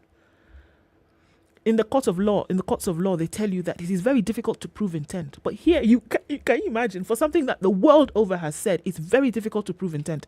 Again, when you say that it's difficult to disappear dams, it is also possible to prove intent here. That the intent never was to remove people from poverty. The intent was to line your pockets with billions. If you look at the individuals who are involved, whose names have been mentioned, and those who lost their jobs, one, Mr. Henry Rotich and Dr. Kamau Thuge, they were the office holders, the senior most office holders in this ministry. Yes. So the buck stops with the highest ranking officials. The investigations are still ongoing, the matters are in court, so the limit to how much one can discuss the issue regarding these two individuals. But the question that one asks, when you have a position of authority and it's a public office, your employer is the public. Yes. Now, do your actions represent any activity that could be referred to as being in the public interest or giving the public interest the foremost attention that it deserves. Or it should? Because when you have situations that keep arising, and it arises in every aspect of our lives. Now we're in the throes of elections. So everything in our mind tends to move towards the election and everything related to it. And everything else seems to take second, third, or fourth place. Now, if the body that is charged with ensuring we have a credible election already is presenting a flip-flopping image where they make one decision today, tomorrow they make another decision which is contrary to that one. There is a point where I have to argue it is fine that in light of new facts, one should be able to change their mind correctly. You can't just be rigid simply because you made a decision and there are facts that show that the decision you made was not the correct one. one should be able to change their mind. But unfortunately, the conversations around how these things happen and the reasons, when you have a situation where those in charge choose to take the attitude that we see from political leaders and from government officials, where it is, we're not going to tell you, you just keep asking. There's no regard for anything. Whether you ask or not it doesn't really make a difference. And even if you ask, we will tell you what we think we should tell you, but we may not necessarily answer the question that you are. And this is a public servant. Well, it tells you also that that particular disease has actually advanced to literally every facet of our institutions of government, because a public officer thinking that they are not required to respond to the public when the public asks questions, something is drastically wrong there, don't you think? I think so. Yes. I definitely think so. This is a reversal of roles where the public officer thinks they are your boss. And yet the truth of the matter is that, no. This public that seeks answers are your boss. And when they say jump, you should actually not just jump. You should be the one asking how high. How high should I jump? Yes, exactly. It's 28 minutes to 7 o'clock. Kenya's biggest conversation continues. We're going to take a break and see what's happening on the roads and also in the skies. Before that, remind you that Sunday is Father's Day and Sarit Your City is making it really interesting. The month of June belongs to fathers at Sarit Your City. From the 1st to the 30th, a whole month of discounts and activities this June, and on Father's Day, Sunday, the 19th of June, it gets extra special offers and discounts from various stores, medical camps, fitness challenges by Smash Fit Gym, art exhibitions by Sana Arts, superbike displays, and top DJs at the rooftop gardens. There's more this Father's Day. Sarit Your City will also be hosting the premiere of the blockbuster movie Jurassic World Dominion at Century Cinemax. We have shopping vouchers and hampers from Dairyland for the main man in your life. And by that, we mean your dad. Stay tuned to find out how to win.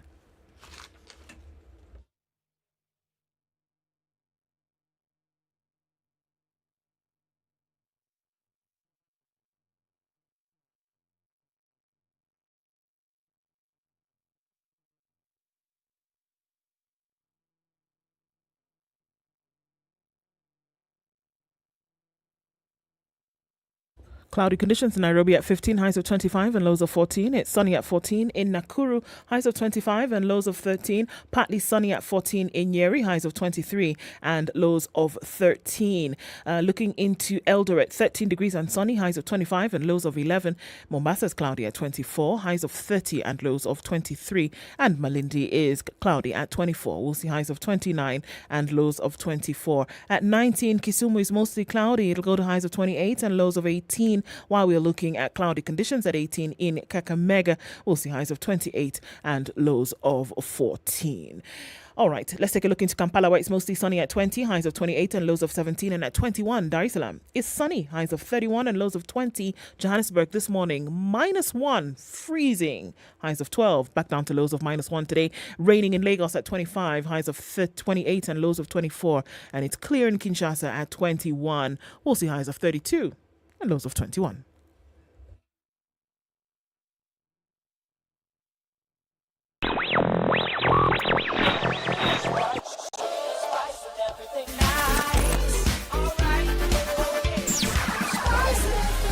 Spice up your life.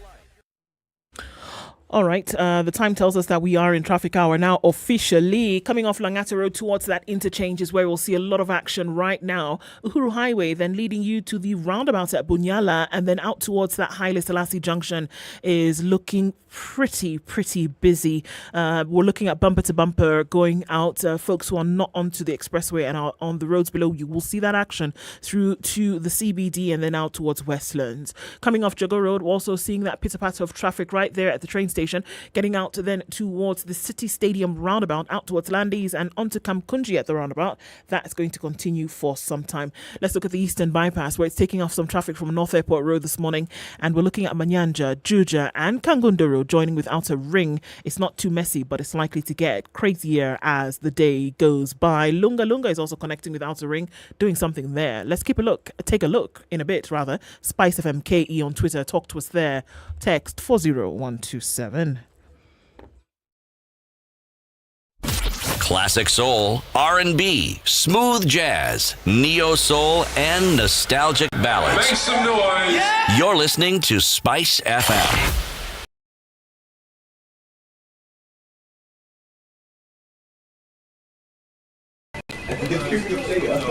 Hey, Mato, what's up?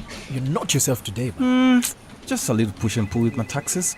I'm moving to court to challenge some tax claims from the KRA. Easy, man. Have you considered talking to them before, taking this long judicial route? What do you mean talking to them? It's a KRA, for heaven's sake. Yo, listen. The KRA has established an alternative dispute resolution mechanism which is faster, flexible, confidential, and above all, provides a win-win outcome for all parties. Wait. As in, I can actually engage KRA out of court? Oh, yes. And it's free.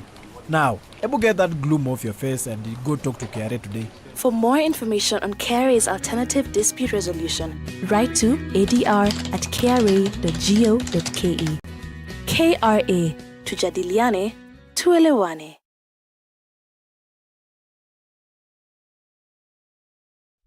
Classic soul, R&B, smooth jazz, neo soul, and nostalgic ballads. Make some noise. Yeah. You're listening to Spice FM.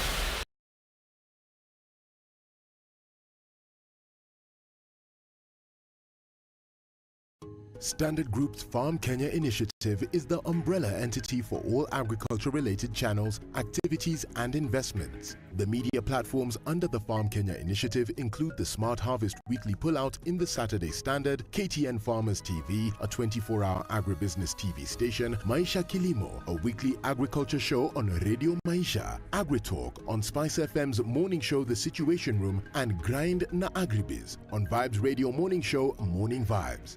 Find us online at www.farmers.co.ke, an integrated website that creates and aggregates agri-content, hosts a digital marketplace, and wide range of agri-data.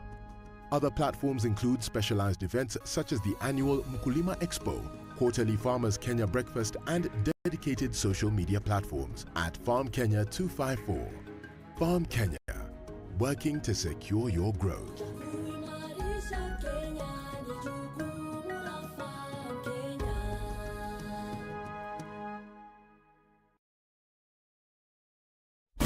Classic soul, R&B, smooth jazz, neo soul, and nostalgic ballads. Make some noise. Yeah. You're listening to Spice FM.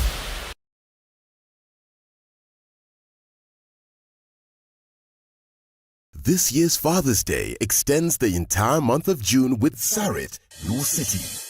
The whole month of June is about celebrating fathers through different activities designed to make sure fathers who visit Sarit, your city, have plenty to choose from. Is shopping his thing? We have offers and discounts from various stores, medical camps, and fitness challenges by Smash Fit Gym to ensure he's in tip-top shape. Art exhibitions by Sana Arts, Superbike displays, and top DJs at the Rooftop Garden. There's more. This Father's Day, Sarit, your city, will also be hosting the premiere of blockbuster movie Jurassic World Dominion at Century Cinemax. It's not just Father's Day for us. You can walk in your father's shoes and enjoy quality time at Sarit, your city, throughout the month of June.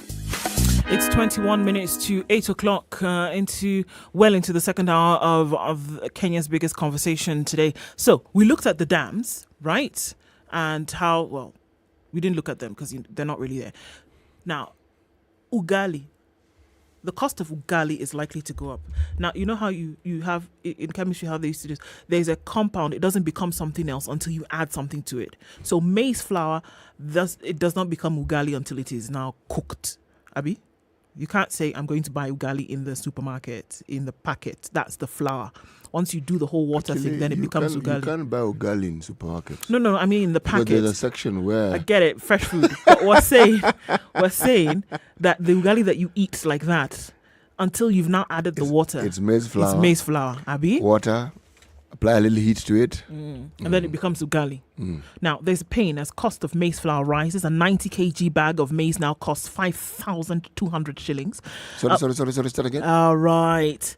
A 90 kg bag of maize now costs 5,200 shillings. Maize. Up from 4,500 2 weeks ago. Not 4,500 last year. 2 weeks ago, it was 4,500. 700 shillings increase in the last 2 weeks. Good stuff, isn't it? The cost of ugali is likely to shoot up after millers increase flour prices due to a biting shortage of maize in the local and regional markets, coming at a time more than 3 million Kenyans are staring at starvation. Due to drought and declined crop and livestock production, the looming increase in the cost of putting ugali on the table is likely to hit households and hard. Maize flour prices have more than doubled in the North Rift region, the country's food basket, with a 2-kilogram packet going for 200 shillings, up from 85 barely 2 months ago. Almost tripled the cost in 2 months. The millers fear the price of maize flour may continue its upward trend if the supply of the staple deteriorates. Consumers should brace themselves for the higher prices of unga as we face more difficulties sourcing maize to sustain our milling operations, according to the Grain Belt Millers Association chairperson Kipnetich Mutai. A 90 kg bag of maize is now going for 5,200 shillings, up from 4,500 shillings 2 weeks ago. The millers saying they're facing challenges importing the grains from Tanzania due to tough conditions set by the East African Community member state. Although there is some maize in Tanzania, the stringent conditions for obtaining an export license, popularly known as Kibali, also making it hard for our members to import the grains into the country. He said 400 lorries loaded with maize are stuck at the Namanga border due to slow clearance procedures. The importers are required to produce an export license to facilitate entry of the grains to the country. The millers want the government to negotiate with Zambia and Tanzanian authorities to facilitate importation of 6 million bags of maize to plug the current shortage, lower flour prices, which have hit 165, up from the average of 130 per 2-kilogram packet across the country. So now you're being told that food is actually going to get more expensive than it was. If you thought that was expensive today, we're looking at a situation that's likely to get worse if these interventions that these fellas are asking for don't come into place.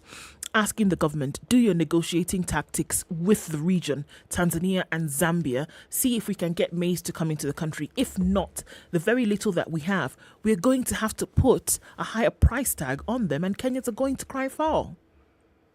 Ugali will become more expensive, the thing that most Kenyans are eating on a daily basis. You know, there's something called strategic planning. And within that, the ambit of strategic planning, we are told that we are supposed to have strategic grain reserves. Yes. All right? I'm sure we're going to be told that we have reserves that will last. No, Baba. This time, they've told you the barns are empty. Precisely. Yeah. So that strategy clearly didn't work, did it? No. Because you can tell what you have and you can tell the consumption rate. So you can easily tell when this thing is actually going to come to an end. Now, I would assume that those who are charged with such duties within the Ministry of Agriculture and the agencies that deal with issues like strategic reserves knew. Now, why are we having a discussion about it now when the because barns it's are finished. empty? Yes, exactly. When you could have forestalled it. In the past, we understood that there were shortages that were referred to as false shortages, where they were created specifically so that people could import maize while maize that had been grown internally was rotting. Okay? But this is a completely different situation, isn't it? This one is not funny. No, it isn't funny. You see, what happens is when you grow maize as a business and you've seen your maize rotting, it means it's the same impact as those who have livestock and they die during drought. You see your wealth dissipating before your very eyes. Will you then think and be encouraged to grow maize again? No. So the net result is that even people who grow maize may have gone into growing something else or doing something else because that business ceases to be profitable. CT, do you think it's time? And I think people wanted to have this conversation, may have been met with, a little bit of angst in terms of how you even asking us to change. That this maize conversation has been in the limelight for the longest time. Yes. And that, yes, we understand it's a staple, that ugali is a staple food. But is it not time to start thinking about alternative staples in the market? As uncomfortable as the situation is going to be, can you not have your starch in the name of ugali in something else? In other grains that maybe grow better? In other grains that, regardless of the situation, will do well? Or even if they don't do as well, that you will then have an option of what to do should your crop fail. The crop has failed because of lack of water, because of lack of rain. That has happened in the North Rift. We're seeing that farmers are not able to get a yield the way they have in the previous years because of the lack of rain. We're also dealing with a drought situation which inadvertently affects your food basket. It doesn't matter how you want to look at it. You have a drought situation in part of the country. It's basically sucking the lifeline out of the rest of the geography of the country. It doesn't matter how you look at it. Your bread basket will perform dismally when you have a drought in the country. It pulls. It's the same earth that we are talking about. So, isn't it time that you started to look at alternate sources of food? You ought to. But even more significantly, if you look at research organizations like, say, Calro, okay? And you look at the research that they have done into drought resistant, some flood resistant, grains that grow in harsh circumstances, you will find that there is a ready answer for the very question that we are asking. The question that remains unanswered is why it is that the solutions that are available are not applied to a situation such as ours. We do have a strategic grain reserve agency. We do. Yes. And there was talk, I don't know how far that has gone, of merging it with the National Cereals Board.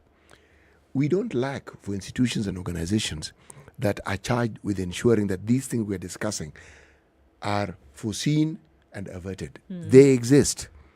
And there's a support system that is provided for by, as I said, these national research institutions who do nothing else but determining how best they can ensure that they serve the citizenry well. And they do a superb job. However, when you talk about alternative sources of food, I dare say that this is a story of our lives. A story of our lives in this sense. Every time we talk about something that ought to be done, I will tell you it has been done before. It existed, it has been done. Traditionally, you will find that what was considered staple among subsistence farmers in this country, it was never one product. No. Never. No. They grew cassava. Yes. They grew sweet potatoes. There was maize on the side. There was millet. For which all of this can be made into flour. Yes, just that's why I'm mentioning them. Because I recall you would find, and it would be ground at home, dried ground. Yes. It would be a mixture of maize, millet, and maybe cassava. Now, the mixture could only be made real because the grain existed. But look at the processes that we've gone through to the point where things that we talked about as being normal stopped being normal. And the only discussion we seem to have is maize. When you talk about sorghum, and we talk about some of the other grain, it's for other purposes, which is good because then it provides a market. It does. But the question is, the push for people to have something else to eat. Because that is what we're talking about now. That you've gotten to a point because there's not enough maize. What if there was something else that folks could have actually used? But there isn't. And so now we're having a push to the last minute conversation with, please, can we talk to Zambia and Tanzania to maybe reduce on some of these tariffs that they're asking us to pay to bring maize in? Or can we have a conversation with the issues going on at the Namanga border so that the 6 million bags of maize that should come into the country can come in? Because if we have to pay these stringent costs, or rather these stringent licenses for them, we're still going to have to apply that amount to the end user, which is the Kenyan citizen, who already cannot afford the inflated prices on. My goodness, it's dizzying when you think about it. So guess what? What if when all these issues were happening with maize, what if when the National Cereals Board had said, well, you know what, guys, We don't have enough maize, but we can introduce some millet sorghum. We don't have enough, we can introduce some cassava. Like that, you play this game of balance. Isn't it about time that conversation was being had? That conversation is had, I think, on a daily basis with the agencies that deal, as I said, with research into such matters and people who actually understand these things. The perennial problem is the will to actually see it done. Knowledge around this particular subject is in abundance. Is in abundance in Kenya. Yes. It is. Those who know what to do, where to do it, and how to do it, it's in abundance.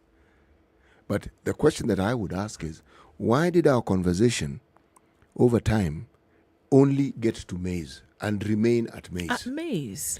And yet, our neighbor in Tanzania, just next door, they have a heck of a lot of maize. Yes, they do. And in fact, yes. But now we are playing this evil twin game with Tanzania now, because they're saying, well, okay, that's good, but, you got to pay for it, right? Not only do they have to pay for it, the discussion which is not being heard in the public domain is who else is making these discussions difficult?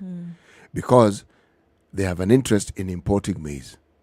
Who? Because there are people who produce maize in abundance. It's the same story with sugar. How is it that the sugar industry here went on its knees? But there's sugar here. There's sugar here in Somalia. Yes. There's sugar here in Sudan. Yes. A lot of it. Yes. And the reason is because countries that produce sugar or plant sugarcane, this sugar that we fight for and that we think is the most important, in many of those instances, they are the least regarded product. It's a byproduct, yes. Yeah. They will use the remnants of the cane as fuel. They will use the byproduct as alcohol, as methane, as ethanol, for other uses which give the value addition much needed cash. But somehow our mind got stuck on sugar. True. Just sugar. Yep. And yet all these other things, if you look at the private sugar mills in this country, not only do they understand this, but they do it. The value addition is a constant. So the same with maize. If you can plant maize in one place, you can plant something else. Yes, you can. And this is the thing. But then I've got to ask a question. That's for something that really is a staple. And it seems as though, you're not going to be able to pry it away from the hands of people. Are Kenyans ready to have a conversation and say, guys, we need to look at alternate sources of food? So that when this thing rears its ugly head and, the prices have increased because there's no rain and this, that, the other, like you said, the people in the agricultural sector, the people who have been tasked with the responsibility of finding these alternate sources of food have long presented them. Oh, they know. Yes. Eat cassava. They said, no. Cassava is a poor man's food. Okay, no problem. Eat millet, which, by the way, if you look at the makeup of millet, it's very similar to maize. Yes, that's an even poorer man's food. Okay, eat millet. That small grain with the eye. What are we talking about? You can't eat that kind of food. Okay, eat sorghum. No, it's black ugali. So now those are the conversations that we start to have. Meanwhile, we're having a conversation of survival and nutrition. Well, we're trying to get to a place where people are hungry. So can you imagine if you hadn't? And this is what we are saying. Even when you look at what the world has said in terms of sustainable sources of food, the word alternative is used on a regular basis, that you must be going towards alternate sources of food. So when you have this pain at the cost of maize flour, 700 shillings is not a pretty small jump in 2 months. But the question I also want to ask is, if we look at, we're talking about reserves. Reserves mean storage. When was the last time we upgraded our storage capacities and facilities? Because sometimes when grain runs out, it's because either our storage facilities are dilapidated and ancient, they haven't been revamped, the capacities have not been increased. Or they're infected. Yes.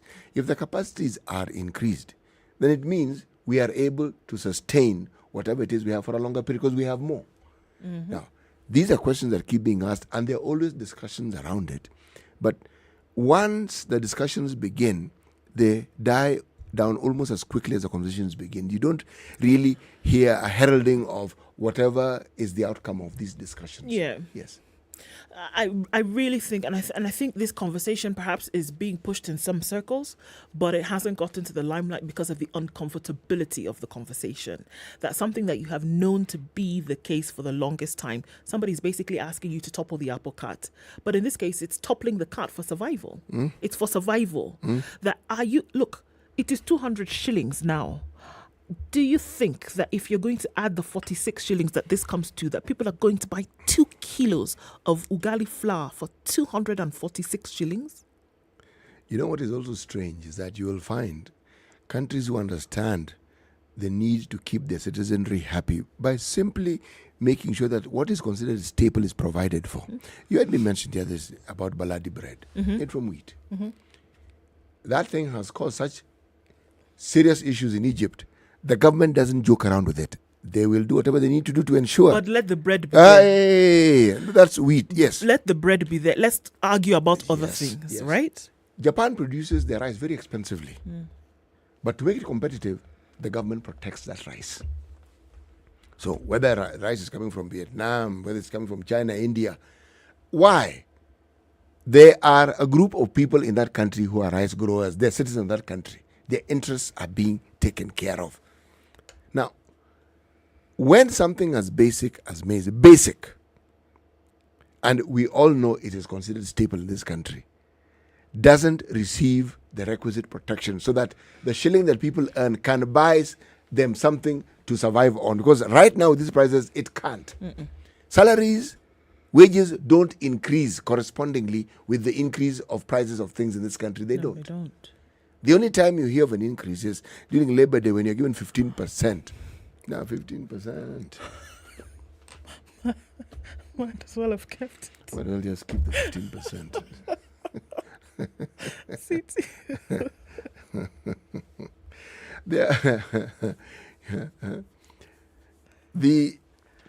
And the steps that need to be taken, the Ministry of Planning, the Ministry of Finance, believe me, you'd be amazed at the policy papers that people in the Ministry of Agriculture and all these requisite ministries have come up with to allay the sort of problems that we're talking about now. Today. They exist. They do. In detail, and they are workable. But there are people who prefer to let those things rot in the archives. This is, and I'm going to be as bold as say, this is not a conversation that should be had. No, it shouldn't. No, come on. Something when you're else, talking but about, not this. No. When you're talking about feeding people, when you're talking about making the staple available, that make it so cheap that people can basically walk on the streets. Is that not what we're seeing? People can walk on the streets and almost pick it up for free. Actually, make the staple available. Yes. Let's talk about other things. And make it cheap. Not affordable, cheap. So cheap that the poorest person can afford to have it in their home. Yes. Absolutely. Is that too much to ask? This should not be the conversation. Let's have a conversation about meat. Let's have a conversation about everything else. But not a staple.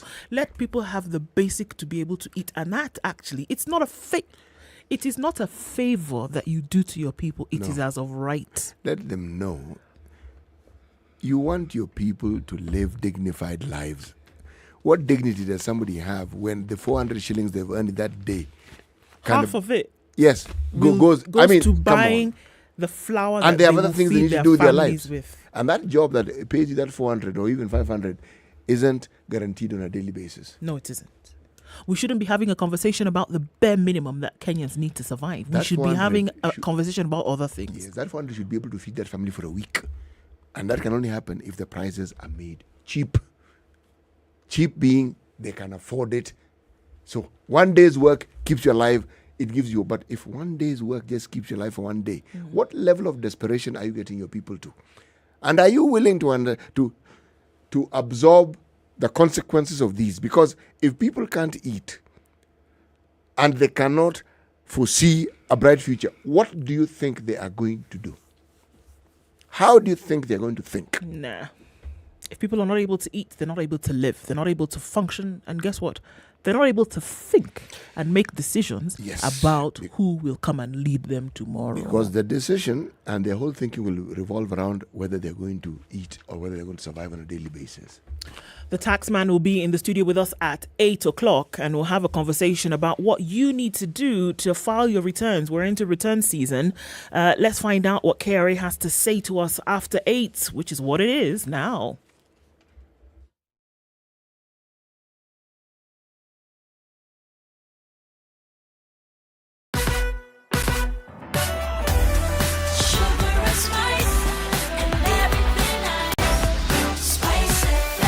spice up your life.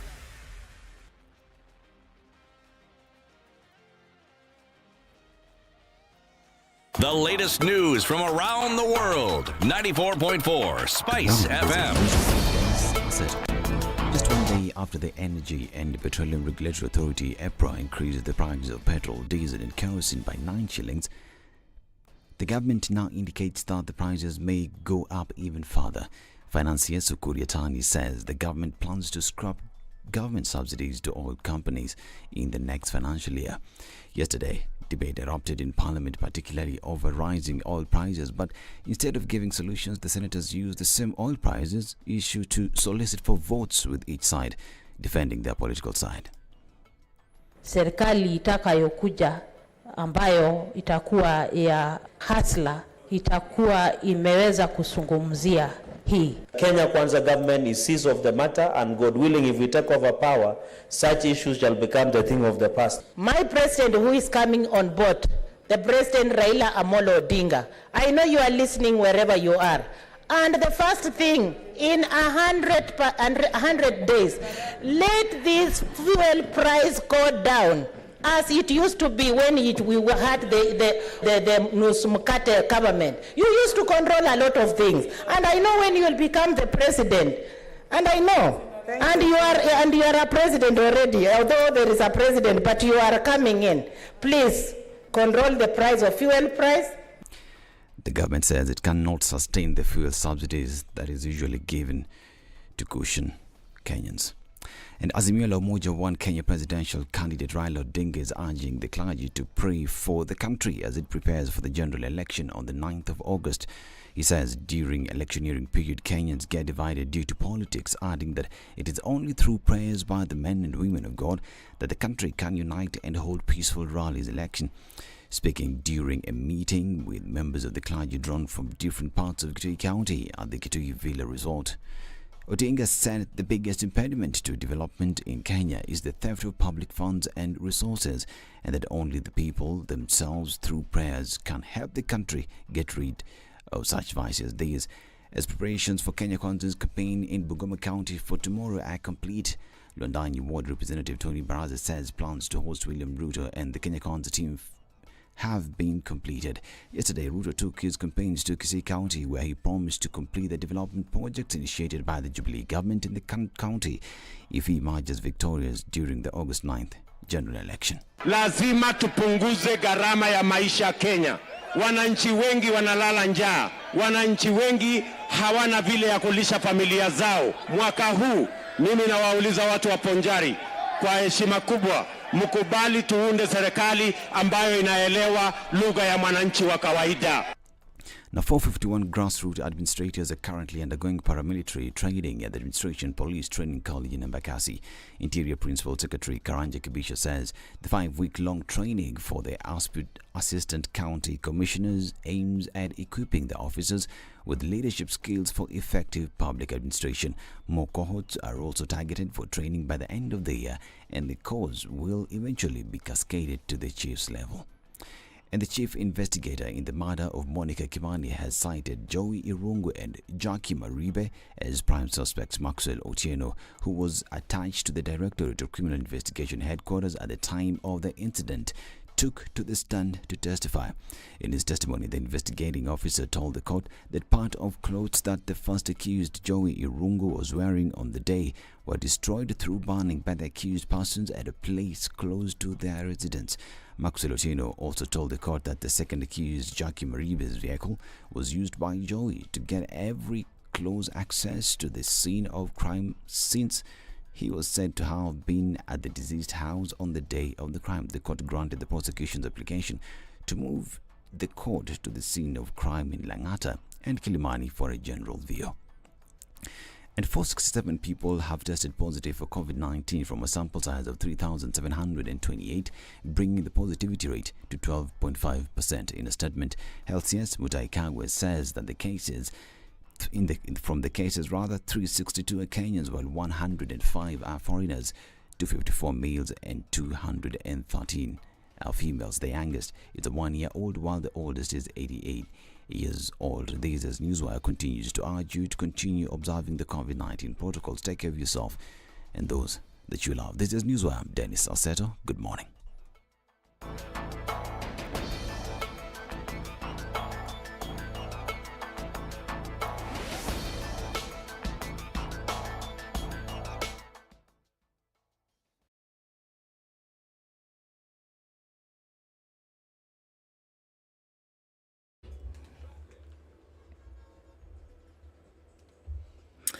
All right, a few minutes after now 8 o'clock, and we're looking at traffic already building in most parts of the city this morning. We're seeing a little bit on Mombasa Road today, just under the expressway, and that continues looking a little bit messy as you're trying to get out into the city, and we're likely to see that for most parts of the morning today. So just keep your wits about. You want to use the Southern Bypass. If you've not gotten on Mombasa Road yet, there is an option for you this morning. All right, what else are we looking at? We're looking at traffic on Langata Road today, and that's quite something. On Uhuru Highway, that started really early today. Jogo Road in both directions, in and outbound. We're looking at a bumper-to-bumper situation for both.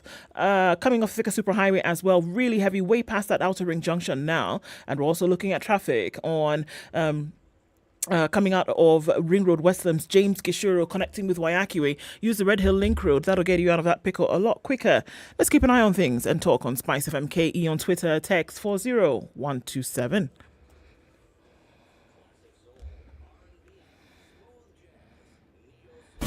Classic soul, R&B, smooth jazz, neo soul, and nostalgic ballads. Make some noise. Yeah. You're listening to Spice FM.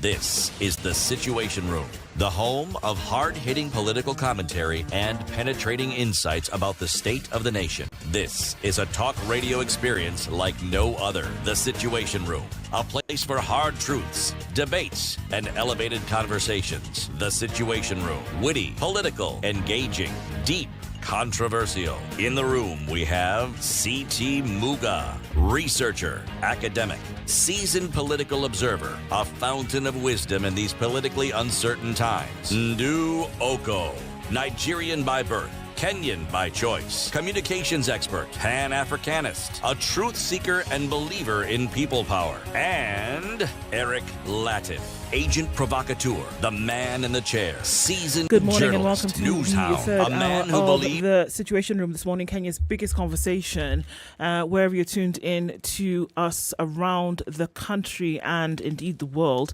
And then now joining our audience on KTN Home, Karibuni Sana. Ndu CT Muga with you in the studio, and our guest for the hour is already here, and he tells us he's an original Suba. If you've never seen an original Suba, we'll give you a chance to see that. Him, the person, in a bit. Before we get into today's conversation, let's hear today's proverb. Yes, this is our last proverb from the Seychelles. If the stomach ache were in the foot, one would go lame. If the stomach ache were in the foot, one would go lame. Mm-hmm. Okay, so if I were to throw that into you, Julius Yeager is the Chief Manager, Taxpayer Services, Domestic Taxes Department, Kenya Revenue Authority.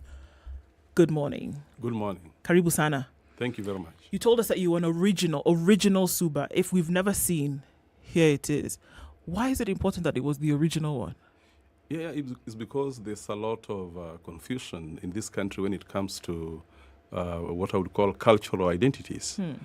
And I happen to be one whose paternal and maternal are really Suba. So that's why I'm saying I'm an original Suba. You are the original. The original one. So you're seeing one today. Well, there you go. Thank you. And we're also having a conversation about things that people may have been confused about in the past, and that's when it comes to taxes. We're in tax season right now, and we're getting the messages. File your taxes before it gets to that date when, some other words that we would hear, which we would not really be excited about in terms of penalties and late payment, then come to start ringing in our ear. So it's good to have you in the studio. Welcome to Kenya's biggest conversation. You're in the hot seat, and it's a hot topic today, so bear with us. Thank you. I appreciate it. We'll be there for you. It's going to be a fun ride. All right, so getting into tax season, and what would be the first message jumping out at us from KRA right now in terms of how to go about this? The first message, which is very critical for me and for Kenya Revenue Authority, is first and foremost to let Kenyans know that as Kenya Revenue Authority, the management of the organization would really want all Kenyans to file their taxes, to file their returns. And it would be very important that as Kenya Revenue Authority, we clarify to people that taxpayers have obligations, because that's the starting point. As a taxpayer, you need to understand what is your obligation. And you as a taxpayer have got only 4 obligations to do. The first one is that as a taxpayer, you must be registered. Being registered means that you have a PIN number. If you're an individual, you'll have a PIN number starting with the letter A. So you'll have A0016993933T. That is mine. Yeah? So that's my PIN. So I'm a registered taxpayer. And then the second thing, obligation, is that as a taxpayer, I must file my return. Filing return simply means you are letting KRA know that in the year of income, you managed to make the following. You earned this, you did that kind of business. Now, the third one is to ensure that when you are filing your return, you give accurate information, accurate details, and at the same time, where need be, supply documentation to support the accuracy of your data. Now, finally, and that's why I say therefore, you make payment on due dates. All right? You make payment on due dates. So once as a taxpayer, and I'm happy I have 2 of you here, you understand those 4 obligations of yours, then you need to appreciate that we are expecting you to do those 3 things that I've said. I can see from the look of things, both of you have got your pins. Oh, it's emblazoned on the forehead, isn't it? But actually, you should be knowing it by heart, you know. Just say you know your ID number, you know your phone number, okay? Even the PIN number is not very difficult to tell. Now, then, after saying those 4 obligations, there's something, again, very critical that you need to do. Did I say you give the accurate details? Yes. You did. And did I say you give accurate information? You did. Now, finally, how do you give us your accurate detail? Where are you based? Where are you operating from? What is your contact? Are you having an email?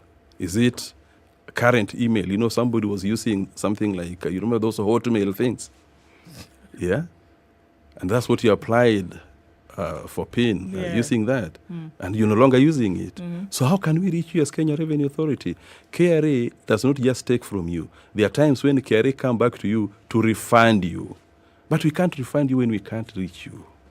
So you're saying update your details? Your details should be updated regularly, yeah?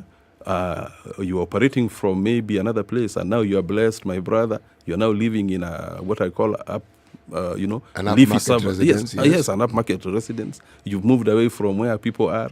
Yeah, you must really, you must let us know.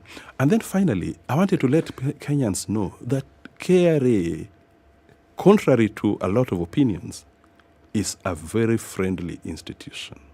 Very friendly institution. In fact, we are here to ensure that taxpayers know their rights, because you as a taxpayer, you have your right. I'm very interested to know, Yes. Julius, what are those rights? Because the truth of the matter, and I think we've had conversations about this previously, is that there is a lot of trepidation that is met. There's a perception.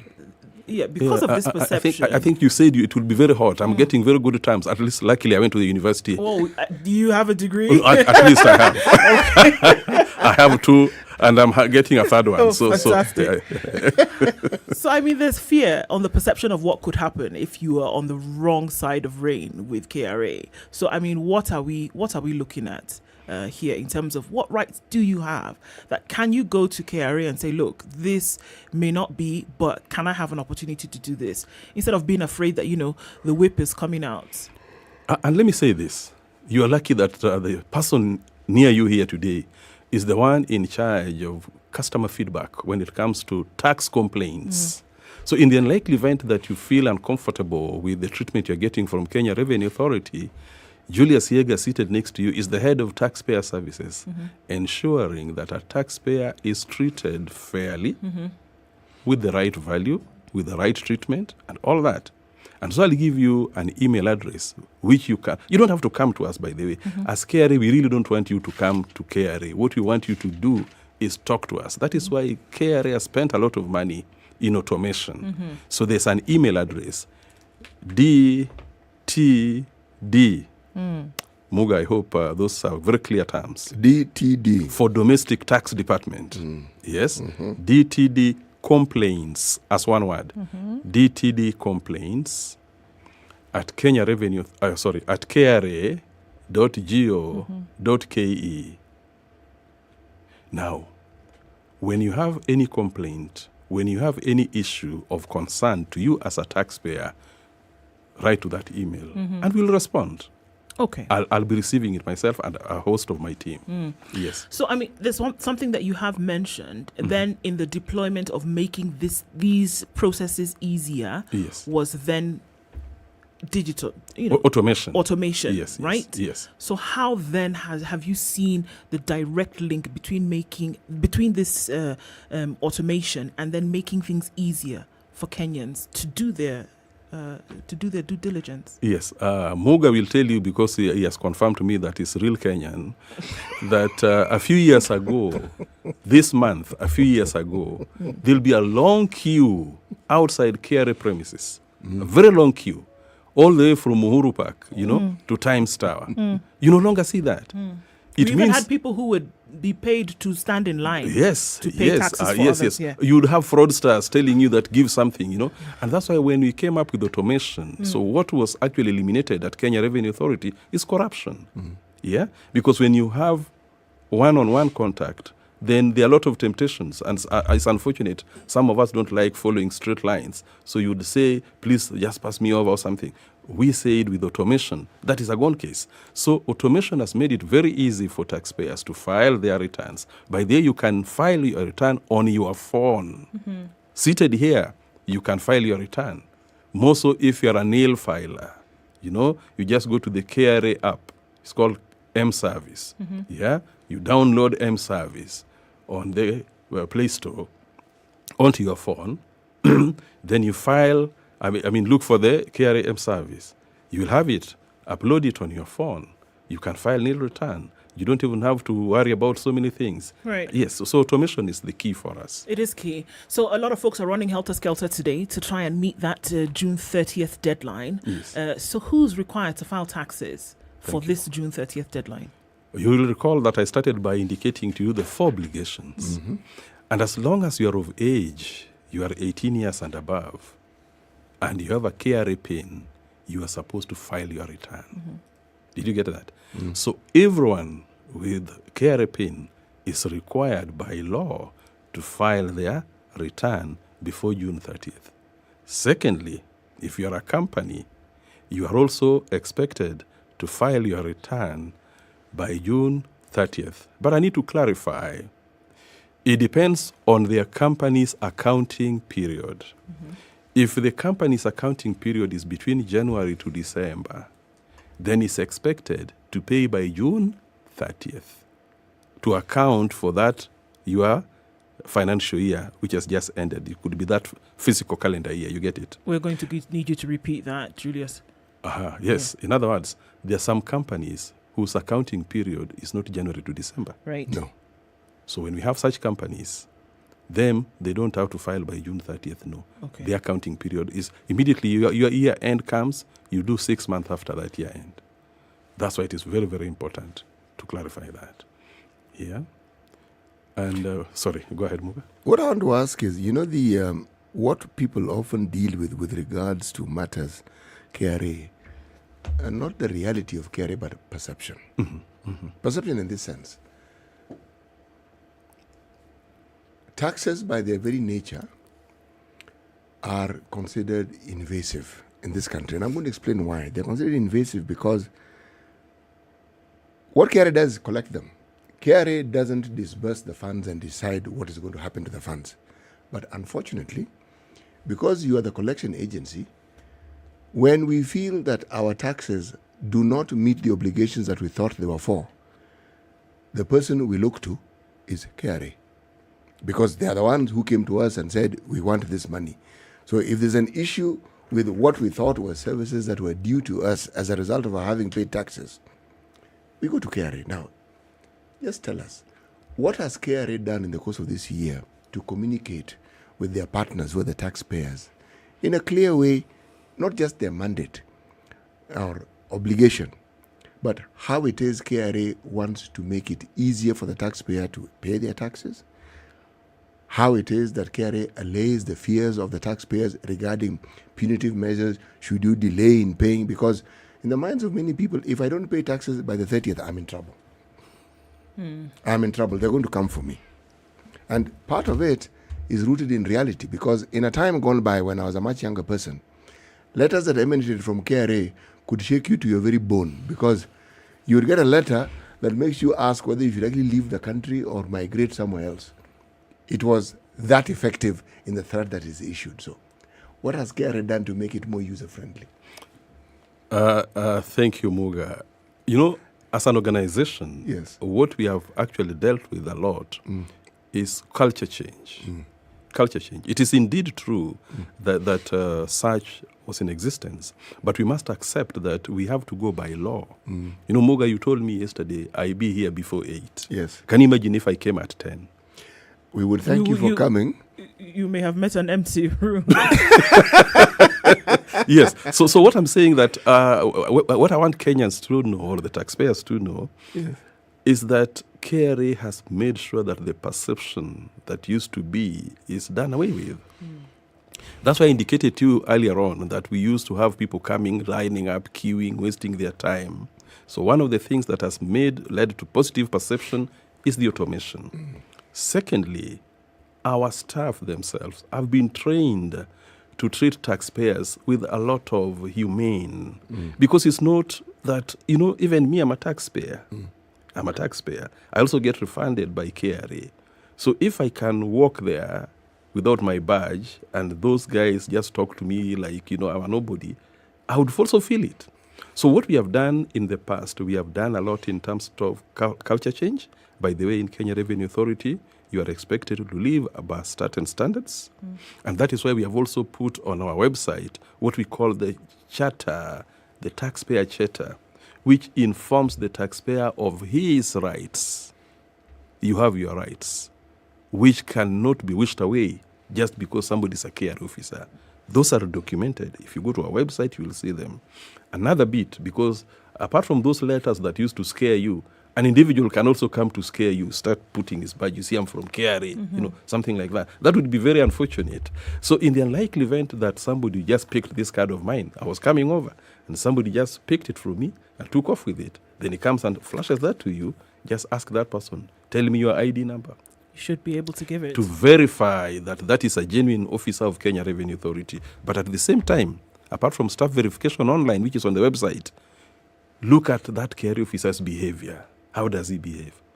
Yeah. When I came here, what was my greeting to you? He said, do you pay taxes? Yeah. Because you see, that is what you expected.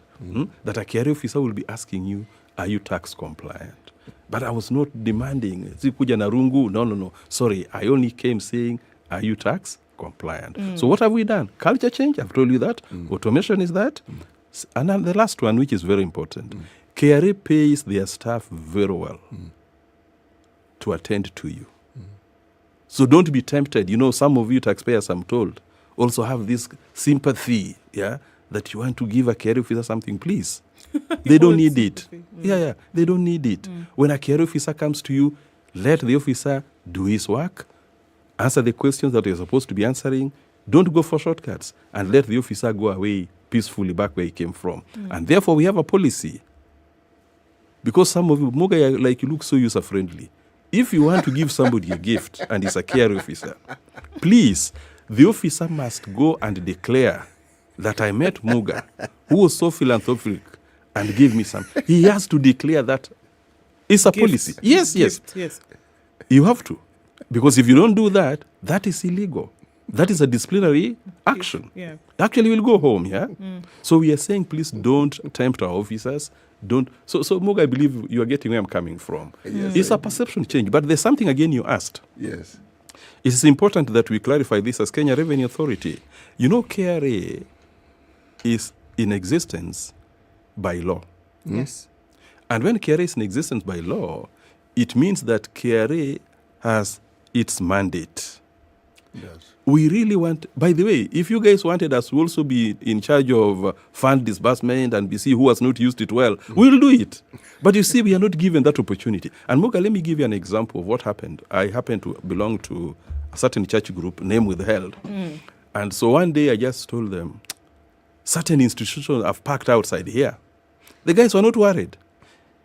Then later on I told them, even KRA are around. I saw some people trying to run away, And I was like, why? They told me, those guys are very serious. They're very serious people. To me, it was both positive and negative. Running away is not what we are encouraging. But saying that we are working well, we really say thank you. Okay. Yes. But then, Julius, on this matter of even those who are not working are still asked to file returns. And this is one question then that then invites this fear. If there is this looming possibility of a penalty, what am I filing if I'm not working? Number one. I could also get into the penalty status, again, still not working, if I'm not filing for a job that I do not have or for income that I'm not getting. These are questions that many people ask.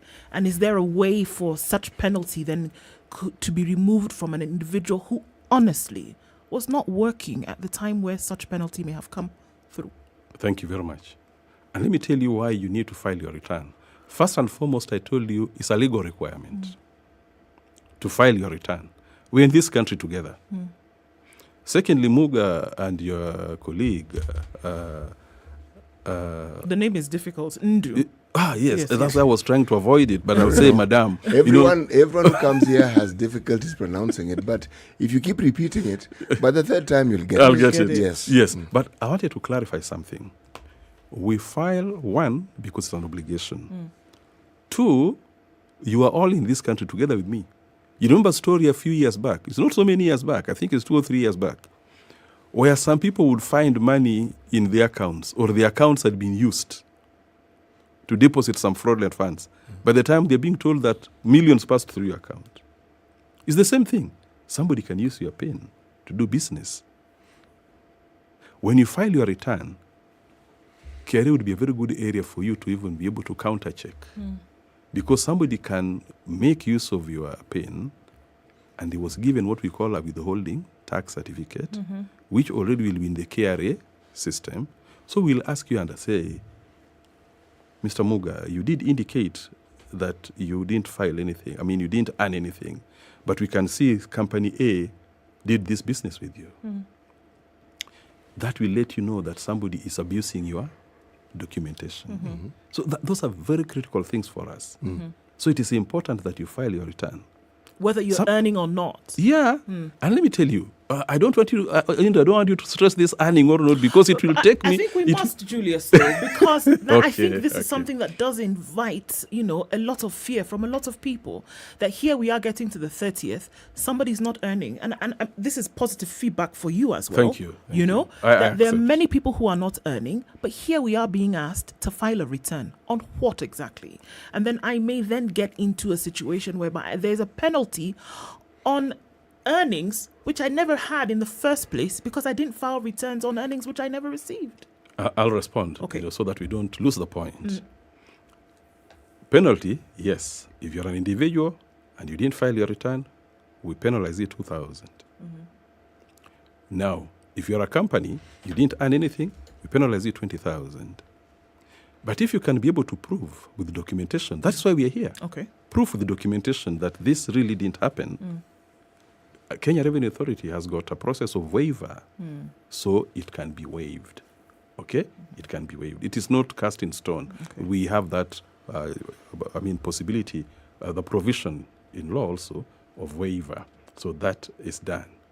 I've actually told you why it is important to file, because so many people have been going through those problems where they find that people have used their things or not. Secondly, it is always good to be tax compliant.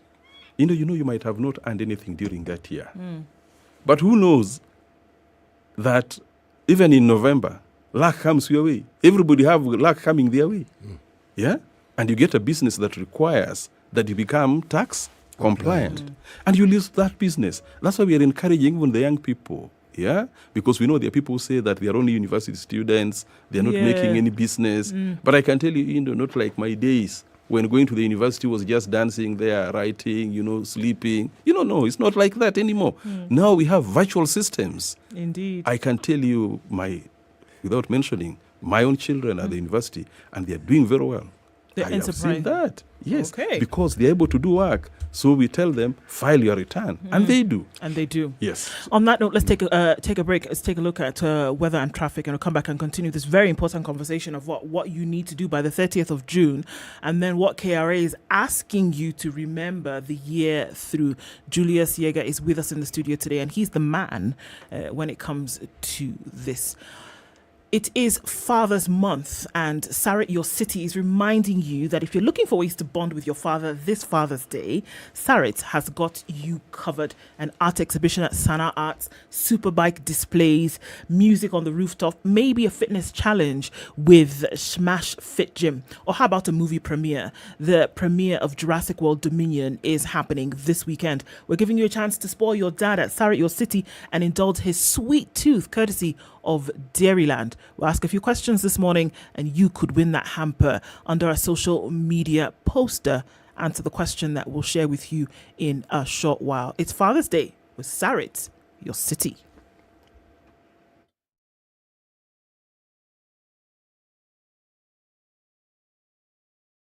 This is the Situation Room, the only way to start your day.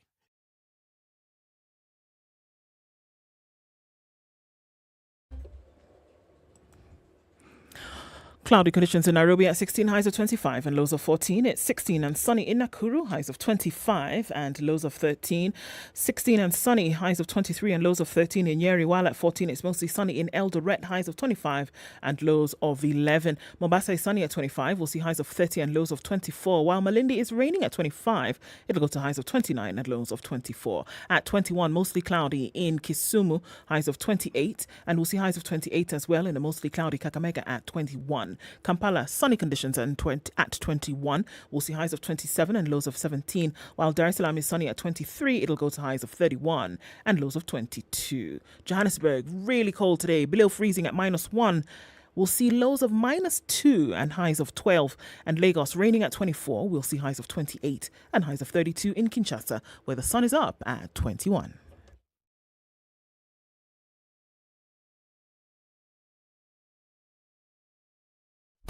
Classic soul, R&B, smooth jazz, neo soul, and nostalgic ballads. Make some noise.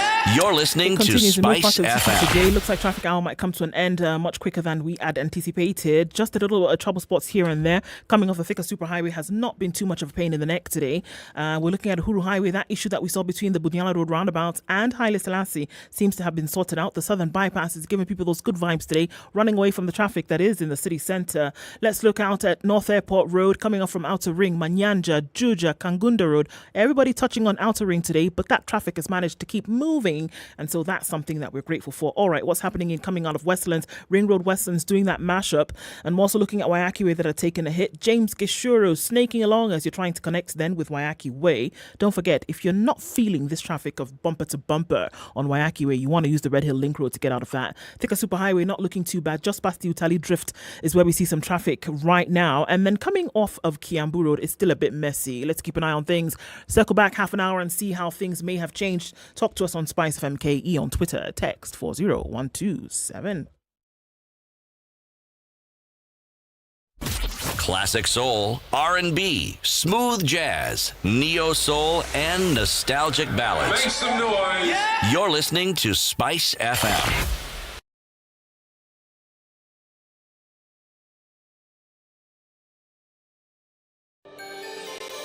Are you looking for employment and are tired of sending job applications without any response? Gone with no response? Tarmacking is now a thing of the past thanks to Skiza. Dial star 811 star 1 star 21 hash and subscribe to a ringback tune that reflects your qualifications only for 1.5 bob a day. And your callers will know your credentials and send you opportunities they come across. Set the tone with Skiza.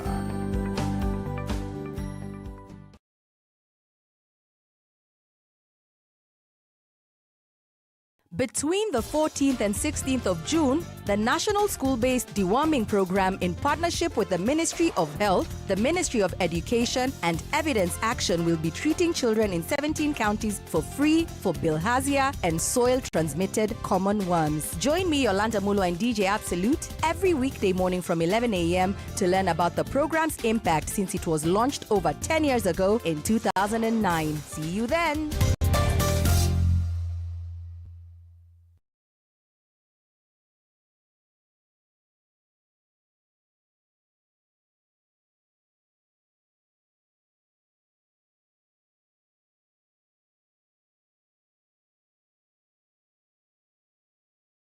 All right, at 24 minutes to 9 o'clock, continuing with this conversation, a very important one in the Situation Room this morning, and looking at taxes and obligations and what needs to be done with them. The Chief Manager for the Taxpayer Services, the Domestic Tax Department, Julius Yeager, is in the hot seat this morning, and we continue with those important questions. You've mentioned something thrice now. KRA refunding. What are the circumstances that would arise that would make KRA refund you money when we know that their job is actually to seek and take money from you? Good. You've just filed your return. I want to believe now that I'm seated with you people here. Don't tell me you've not filed your return because it was started from January. But in the unlikely event that you in the likely event, Muga, that you file your return, you realize that the ITAC, that is our KRA system, will be able to calculate for you your status. If you see a negative figure at the bottom, it means KRA owes you money. You file the individual return. Yeah? See your status down there. If it is positive, you owe KRA money. If it is negative, KRA owes you money. And that qualifies for a refund. Secondly, you are doing some business, okay? And let's say you've not been having any earning. I want to connect it to what Indo said. Yes. Indo just get some management consultancy, one-off thing. Yes. And let's say 200,000. And that's the only amount of money you've earned in the year. The company that gave you that consultancy withheld 5% of that much. And they'll send that certificate to KRA, notifying KRA that Indo did some work with us. But if that is the only amount of money you've earned in that year, you remember the threshold for somebody to file return and pay tax, if it is from income, is 24,000 per month. 24,000 times 12, that is 240 plus 48. You get what that is? 288. But you realize that Indo's amount is less than 288,000, which qualifies you to pay tax. So whatever tax that was given to KRA by the person who gave you the job should actually be refunded to you, because you did not meet the threshold to qualify as a taxpayer. Are we together up to that point? Up to that point, we are something together, else. let me just clarify something. So what you're saying is that the sum total of what the person who gave you the job deducts from you, the withholding tax as we call it. Correct, yes. It has to amalgamate to a certain amount for you to qualify, or for you to be qualified as somebody who ought to pay tax. Not the withheld. Yes. I want that to be very clear. Yes. I've said that the gross income for you that year was 200,000. That is the only amount of money you've earned in that year of income. Yes. You realize that 200,000 is less than 288,000, which is the threshold upon which somebody earning income is supposed to pay what? Tax. So for that matter, even that 5% that the guy took from you should have not been taken from you. So you should have been given 20,000 in full. So whatever was given to us, in whatever percentage, what is 5% of 20,000? 5% of 200,000. 10,000. Yeah. You went to school, guys. I did. This is good. Really, this is good. Now, what I'm saying is that that 10,000, KRA should refund it to you. Okay. And that is why it is important to know that. Something else. You've done business, yeah? Which includes certain obligations that require things like VAT and all that. But you know the turnover that qualifies one to pay VAT is 5 million a year. And let's say the business you've done is less than that. You should not pay because you don't qualify. So, you know, these are the things that we are saying that please come to KRA, talk to KRA, listen to KRA. And by the way, Mr. Muga and Madam, I'm the one also in charge of taxpayer education. So I'm so happy that you be calling me every day, by the way, because I need taxpayers to know their rights and obligations. Yes. Because we also teach daily. Even now, my officers are teaching virtually, even now. And the challenge we have is that very few Kenyans are listening to these classes. By the way, you will be surprised that you may be so rich here because government owes you money. And this is why you need to file your return. So now you understand why I was talking about that. Yes. Something else. You are here. Your employer does not know that Muga, through some good Samaritan, or he was doing these things that people are doing these days, and is having a mortgage, which is not captured in your pay slip. Give us that detail while filing your return. You qualify for a refund, an exemption of 300,000. Yeah? Someone living with a disability qualifies for refund because the first 150,000 shillings in his salary is tax-free. Are you getting that? Now, those are things that our people need to know.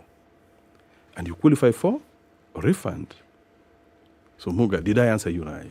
You did, but in answering my question, you want to raise another one? I'm querying, really, just so that I can get clarity. Yes. For instance, when you say disability, what is the threshold for disability?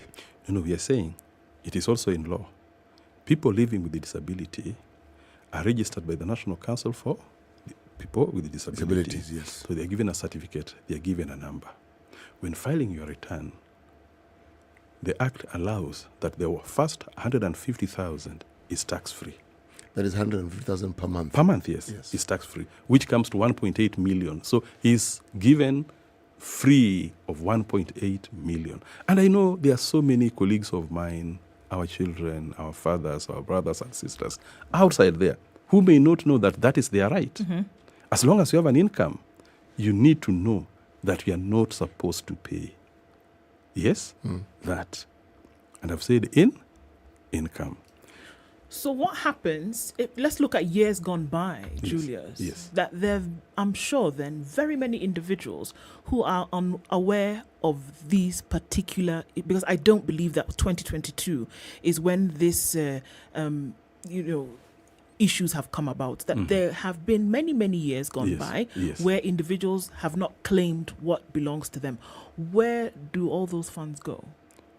Oh, they're in the government. But that is why you are able to claim up to 5 years backwards. So we are saying, if it goes beyond 5 years, then that becomes a different issue. Yeah. But now that it is within 1 year, 2 years, 3 years, you're still free to claim. That is why in filing return, the filing system allows you to amend your return. Muga, this is important for you.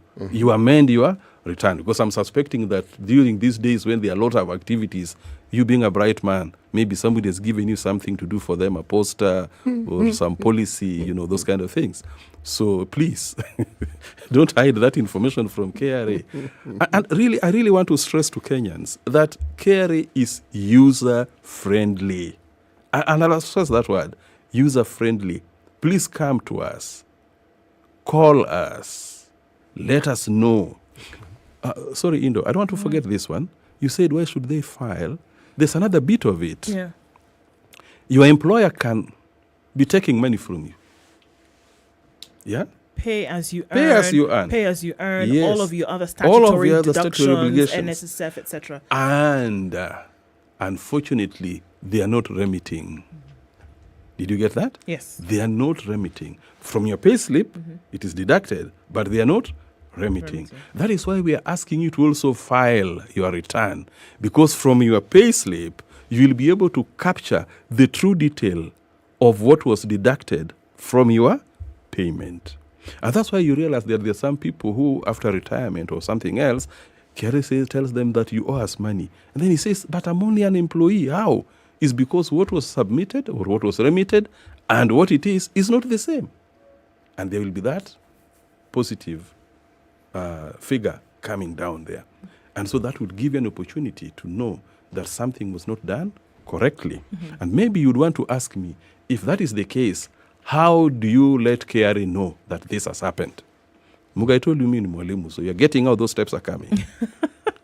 I appreciate the fact that you're a mwalimu, because my next question has to do with that role that you play. Do you have a program that takes into account the education of Kenyan citizens from a young age up to secondary school and maybe to university about these obligations and understanding the importance of taxes and the importance of participating in the process of actually paying taxes? Do you have such a program? Thank you, Muga. We do have. I'll explain to you there's a slight difference. I told you I'm in charge of taxpayer education. I also have somebody else in charge of tax education. I want you to get the difference. Tax education program runs with, in conjunction with the KICD, that is Kenya Institute for Curriculum Development, and Kenya Revenue Authority, have developed books together, where these books cover secondary education, to an extent primary education, and even universities, where those young people are made aware that they need to pay their taxes when they become citizens. We haven't gone further to come up with what we call centers of excellence. So there are certain schools that have been picked to be centers of excellence, and this is based on their performance and their centrality in those regions. So we have about 8 schools, I'm not sure, but there are quite a number of schools in various parts of the country where schools can go there to learn those activities. So we have that program. But I wanted to let you know the difference. Tax education is for that group. You realize they are not yet paying taxes. But taxpayer education, which I deal with, is for those who are paying taxes. Those programs also do exist. Okay. Thank you. Now, the tax education, it's not your docket, but I have to ask the question. Yes. You have books, you have a program. How do you ensure that whatever the message that you purpose to send forth is actually understood? And is there a measure where you can determine, because at the end of someone's education, they do get to a point where they earn an income. So, in my mind, the manifestation of this particular process would be evidenced in the outcome. So, do you have a way in which you measure this outcome? Thank you. The outcome is measured through tax compliance. That those who are entering into the work market purely from the universities, what is their level of compliance? Are they complying? Are they not complying? If they are not complying, then we are able to tell that our message is not reaching out, is not being gotten clearly by those people. Something else, in those debates of theirs in those schools, they have competition amongst themselves. And that is a good way of knowing whether they understood them or not. So we even have those young ones visiting our centers, visiting our offices in the regions. Yeah, I saw recently Nakuru High School visited Nakuru KRA offices. Yeah, that is an example of how those programs are running. But what you've said, which is very important, and I'll share this with my counterpart, is that what programs are we putting in place to ensure effectiveness of the program? But that's a very good aspect of it. I'll share it with him so that we can see if there's a weakness on that, we can improve upon it. But that's a good one, a positive thing for us. Okay. Yes. Even as we look at the failure then of paying, or rather filing returns being detrimental in terms of penalties, is that just it? Is that what else could be an issue then when it comes to the non-filing of returns and you get a penalty? Is there something else that could be a problem for taxpayers? Yeah, and that is why I told you from the beginning that we do tax education, taxpayer education. Why? If the system is a challenge, it can lead to somebody giving up in filing a return. We are talking about an Excel sheet for those who are employed. Maybe not everybody is comfortable with Excel. Are you getting that? And that's why we see to it that as taxpayer education of Kenya Revenue Authority, we offer opportunity for training our taxpayers. And luckily these days, by the way, this has even created job opportunities. If you go to YouTube, even just where you're seated, and just write filing tax, you will see so many young people, and we are really happy. We are so encouraged seeing them showing you, demonstrating to you how to file the return. Something else is lack of knowledge, you know. Muga, I do not know whether you are a believer, but you know they say, my people perish due to lack of knowledge. And that is why, as Kenya Revenue Authority, we thrive in sharing with you knowledge. You see? And I'm saying this because without knowledge, proper knowledge to the taxpayer, they will not comply. They will not be compliant. So we need to tell them due dates. And Muga, I need to clarify here so much because I've not talked to you about tax obligations or tax heads. You've heard of turnover tax, popularly known as TUT. You've heard of VAT. You've heard of pay as you earn. I will be of this service to this country if I left this beautiful studio without talking about the due dates, because that is what they say. Indo, I'm getting it, was asking. If you do not know that the due date is on 20th and you are a VAT payer or you are a turnover tax payer, or you pay rent or income, then of course you will become non-compliant and that will lead to penalties. So it is KRA's obligation to ensure that the taxpayers are informed. And that's why I'm so happy that I'm here. I'm now informing taxpayers of the due dates. For turnover tax, due date is on 20th of the following month. So, you know, Muga, KRA is so good. It's even giving you an opportunity that whatever business you did last month, you will pay it on 20th of this, the following month. Now, these are the advantages we are saying that people need to take. Even VAT, you'll be paying it on the following month. So you have a chance. Yes, you have a chance. For 20 more days. You have 20 days to file. Can you imagine? 20 days to file your return. If it is pay as you earn, the due date is on the 9th. Now, those are very, very important. Those are knowledge that the taxpayer must know. An employer must know. Muga, you look, for example, like someone who can have security team in his compound, you know, so that, in other words, you qualify to be an employer. If you're an employer, Muga, and you are paying people 30,000 per month, then you know you fall under that threshold of being a withholder of pay as you earn. Now, these are things that we must tell our people. So don't just have people in your compound, you are paying them, you are not declaring, and KRA could be owing you money. Are you getting that? Now, that's why we are training people. That's why we are giving this information. Yes, Indo. We're at a time whereby physical meetings have been largely constrained. And how did KRA, or how has KRA over the last, give or take 2.5 years, made it easier for taxpayers to have these meetings where normally I would need to come to KRA to get something sorted out, but then now I'm restricted by oftentimes lack of movement. We're seeing at a time now where, cases are going up. Yes. And Muga, I told you, I used to do what we call seminars, People would come into a hotel, take mandazi, take tea, all that. Yes. Of course, that was a cost. But through God's grace, and I say it's God's grace, though I know we have to say apologetically because we lost colleagues as well. Yes. We adopted to the new changes. In fact, we have embraced changes by ensuring that we now embrace technology to do that. So virtually, I train people. And I can tell you, the other day I was training medical doctors virtually. And you know how many people attended the meeting? 880. At a go. 880 doctors at a go. LSK, lawyers, about 350 at a go. Pharmaceutical Society of Kenya, about 340 at a go. If I was making physical meeting, how many would attend? Now, this is why we are saying, sorry about that. This is why we are saying that we have to embrace technology. So KRA has done that.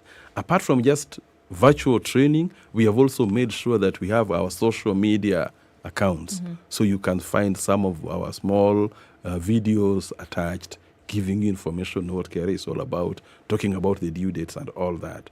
Lastly, we can also come to you positively. That is on invitations. You've invited us.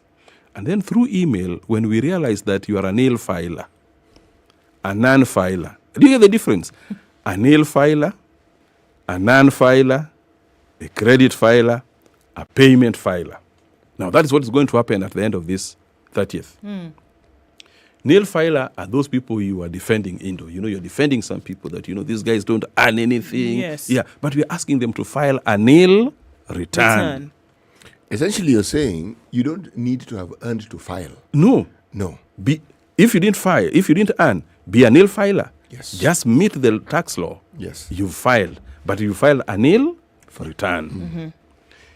Now, there are these guys who file, the guys we call non-filers. That is someone who has a PIN, is registered, but he doesn't care. He doesn't give a damn. In fact, that's why, I may not be right, but I believe it's factual, that is why sometimes, even when funds are lost, you don't see Kenyans demonstrating. They are not annoyed. And why? I'll surprise you.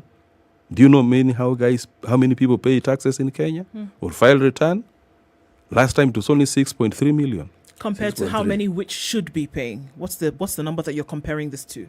Since Muga saw this well ahead of me, and he knows that Kenyan population is about 50 million, let's take that 20 million are children. No, let's take that more than 20 million are children. No, more than that is not mathematical. Now let's put it mathematically. Yes. Let's say that 15 million are 18 years and above. Yes. But because you know from the database of IEBC, IEBC. What are they saying we have now as voters? Over 20 million. Over 20 million. Those people should be able to file their taxes. And we are saying that we'll request them to file their taxes. You know, since this is law, sometimes, Muga, that's why sometimes it forces us to be a bit kindly with some people, for a lack of a better word, you know. Sometimes we have to go for you. That's why we call it enforcement. Yeah? Because you can imagine 20 million Kenyans, and only how many millions are filing? 6. Don't you think there's something wrong? Part of it is, as you said correctly, ignorance, because for the longest time, filing was associated with earning an income. Yes. And there are people, even of that 20 million who've registered as voters, who don't earn an income. Agreed. Yes. Agreed. They've just attained the legal age of being able to be registered as a voter, and they have an identity card. Agreed. Yes. So until and unless they understand that it's not the income that defines you. No. It is the legal requirement. The legal requirement. Yes. And why are we saying legal requirement? And Muga, please, and Indo, make it a habit of calling me here. You know, I feel so good to talk to Kenyans. This is great. Because where am I coming from? Civilized societies would want to live in civilized systems. Yes. You know, I can tell you this morning, I used a commuter train. Yes. And I'll shock you how much I paid from my house till here. Please shock us. 60 bob. Fantastic. You know, it's interesting that you say that. As we're coming to the end of the hour, it really does go very fast. Some vital gems that you've shared with us this morning in terms of what folks ought to know. I mean, in really a short period of time. Again, tell us what that email address is, because there's some folks who are asking, people who really do want to talk to you directly and find out what they ought to do. Talk to me. If you could do that for us. DTD for Domestic Tax Department. So the initials DT. Small letters or small letters. Complaints as one word. Muga, so you wrote it. Yeah, I have it. I can even tell you DTB complaints. No, why do you say DTB? DTB is Diamond Trust Bank. Muga. You said DTD. You heard B. I'm insisting. Actually, I did say B. I did say B. DTD complaints at kra.go.ke. That's very important. And please, our first one. Yes. Turnover tax. This was meant to address the small and medium enterprises. Got the it. micro. Those people who do small businesses. And we are saying if your turnover is between 1 million to less than 50 billion. Let us know. Let us do turnover tax. Thank you very much, Thank Julius. you. Thank you for joining us this morning. Asante. Welcome.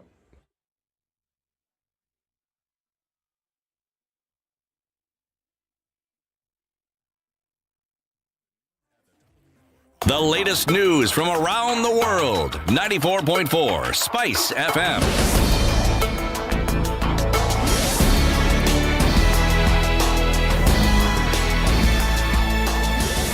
This is Newswire. I'm Dennis Aseto.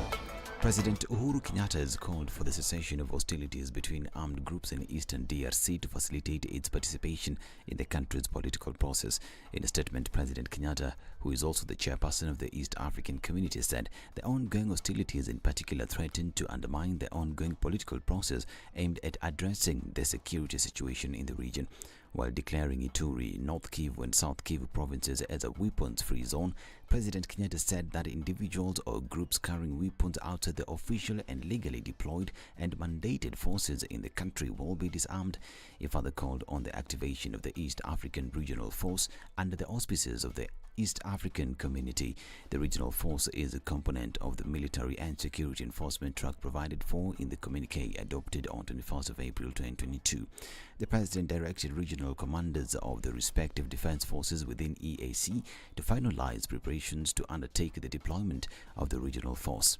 Meanwhile, Kenya and Zambia signed 6 MOUs geared towards scaling up the bilateral cooperation.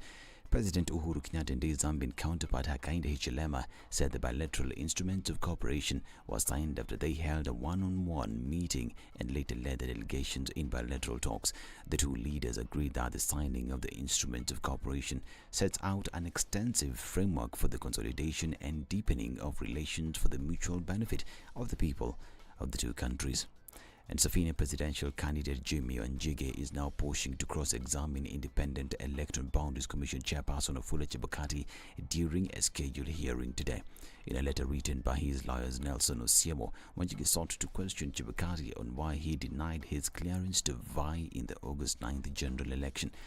IEBC has however argued that the Dispute Resolution Committee doesn't have a framework for cross-examination.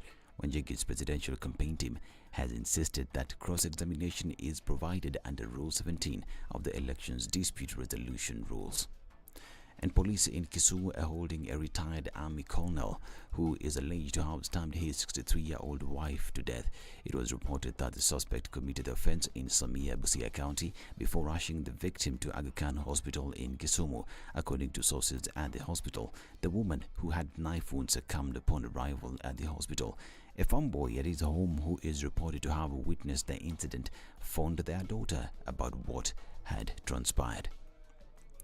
And Kisii County Commissioner Alan Mashari has issued a stern warning to perpetrators of chaos who use the youth to breach peace, saying 2 incidents where crude weapons, including machetes, were found stashed in the bushes in the area were under investigation.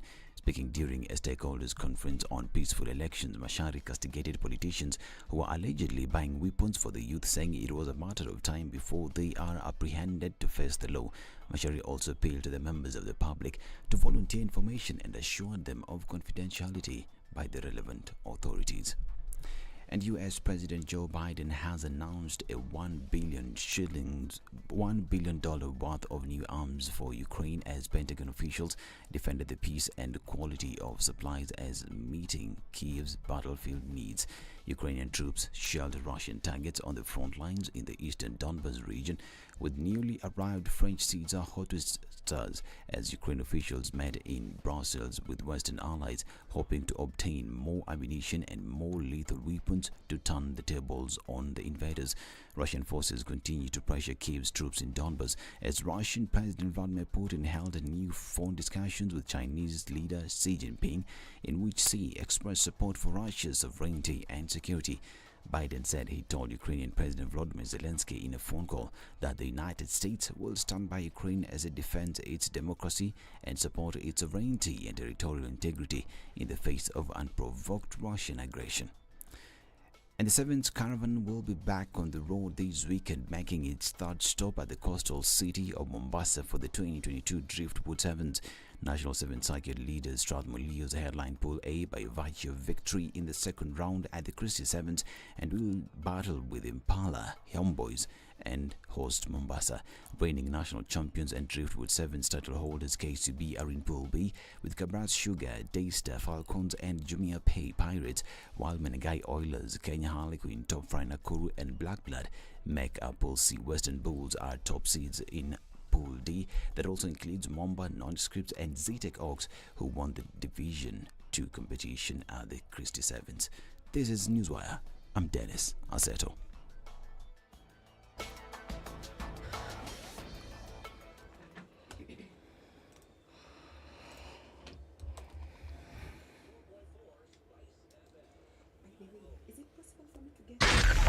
.4 Spice FM. Looking much Nairobi. better in certain parts of the city this morning, and we're still seeing some traffic on Langata Road. As you get to that interchange is where we will see it clog up a bit just at the junction, and then leading on to Raila Odinga Way as you get towards Ngong Road is where we'll see a little bit more traffic as well. In terms of the time ticking off the clock, traffic hour should end early today, not too crazy in certain parts. We're still seeing that bumper-to-bumper situation just at that Pangani underpass coming off of Thika Superhighway as well as coming off Kiambu Road. That still continues for most parts of this morning, and we're likely to see traffic on Jogo Road continue.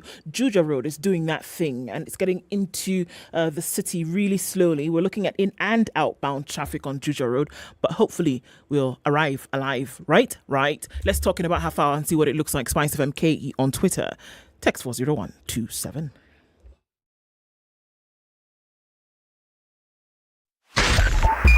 Spice FM.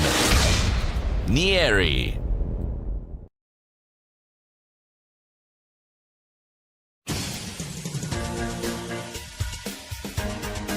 This is the Situation Room, the home of hard-hitting political commentary and penetrating insights about the state of the nation. This is a talk radio experience like no other. The Situation Room, a place for hard truths, debates, and elevated conversations. The Situation Room, witty, political, engaging, deep, controversial. In the room, we have C.T. Muga, researcher, academic, seasoned political observer, a fountain of wisdom in these politically uncertain times. Ndu Okoh, Nigerian by birth, Kenyan by choice, communications expert, Pan-Africanist, a truth seeker and believer in people power, and Eric Latiff, agent provocateur, the man in the chair, seasoned journalist, news hound, a man who believes in punching up. We're into the fourth hour of Kenya's biggest conversation, getting to a few minutes room. after 9 o'clock. The only way to start 9, and it continues. Final hour of the show today, and having a very important conversation at this time. Seems that we've done that the last couple of days, but you know, it's a good thing. June 16th is the Day of the African Child. Did you know this? You told me this in the morning, and I wanted to ask a question. Why is it only the African child? Why is it not children? Okay, well, I guess we'll get into that a little bit later. Why is it not... Oh, African child being singular, representing all the other children, CT.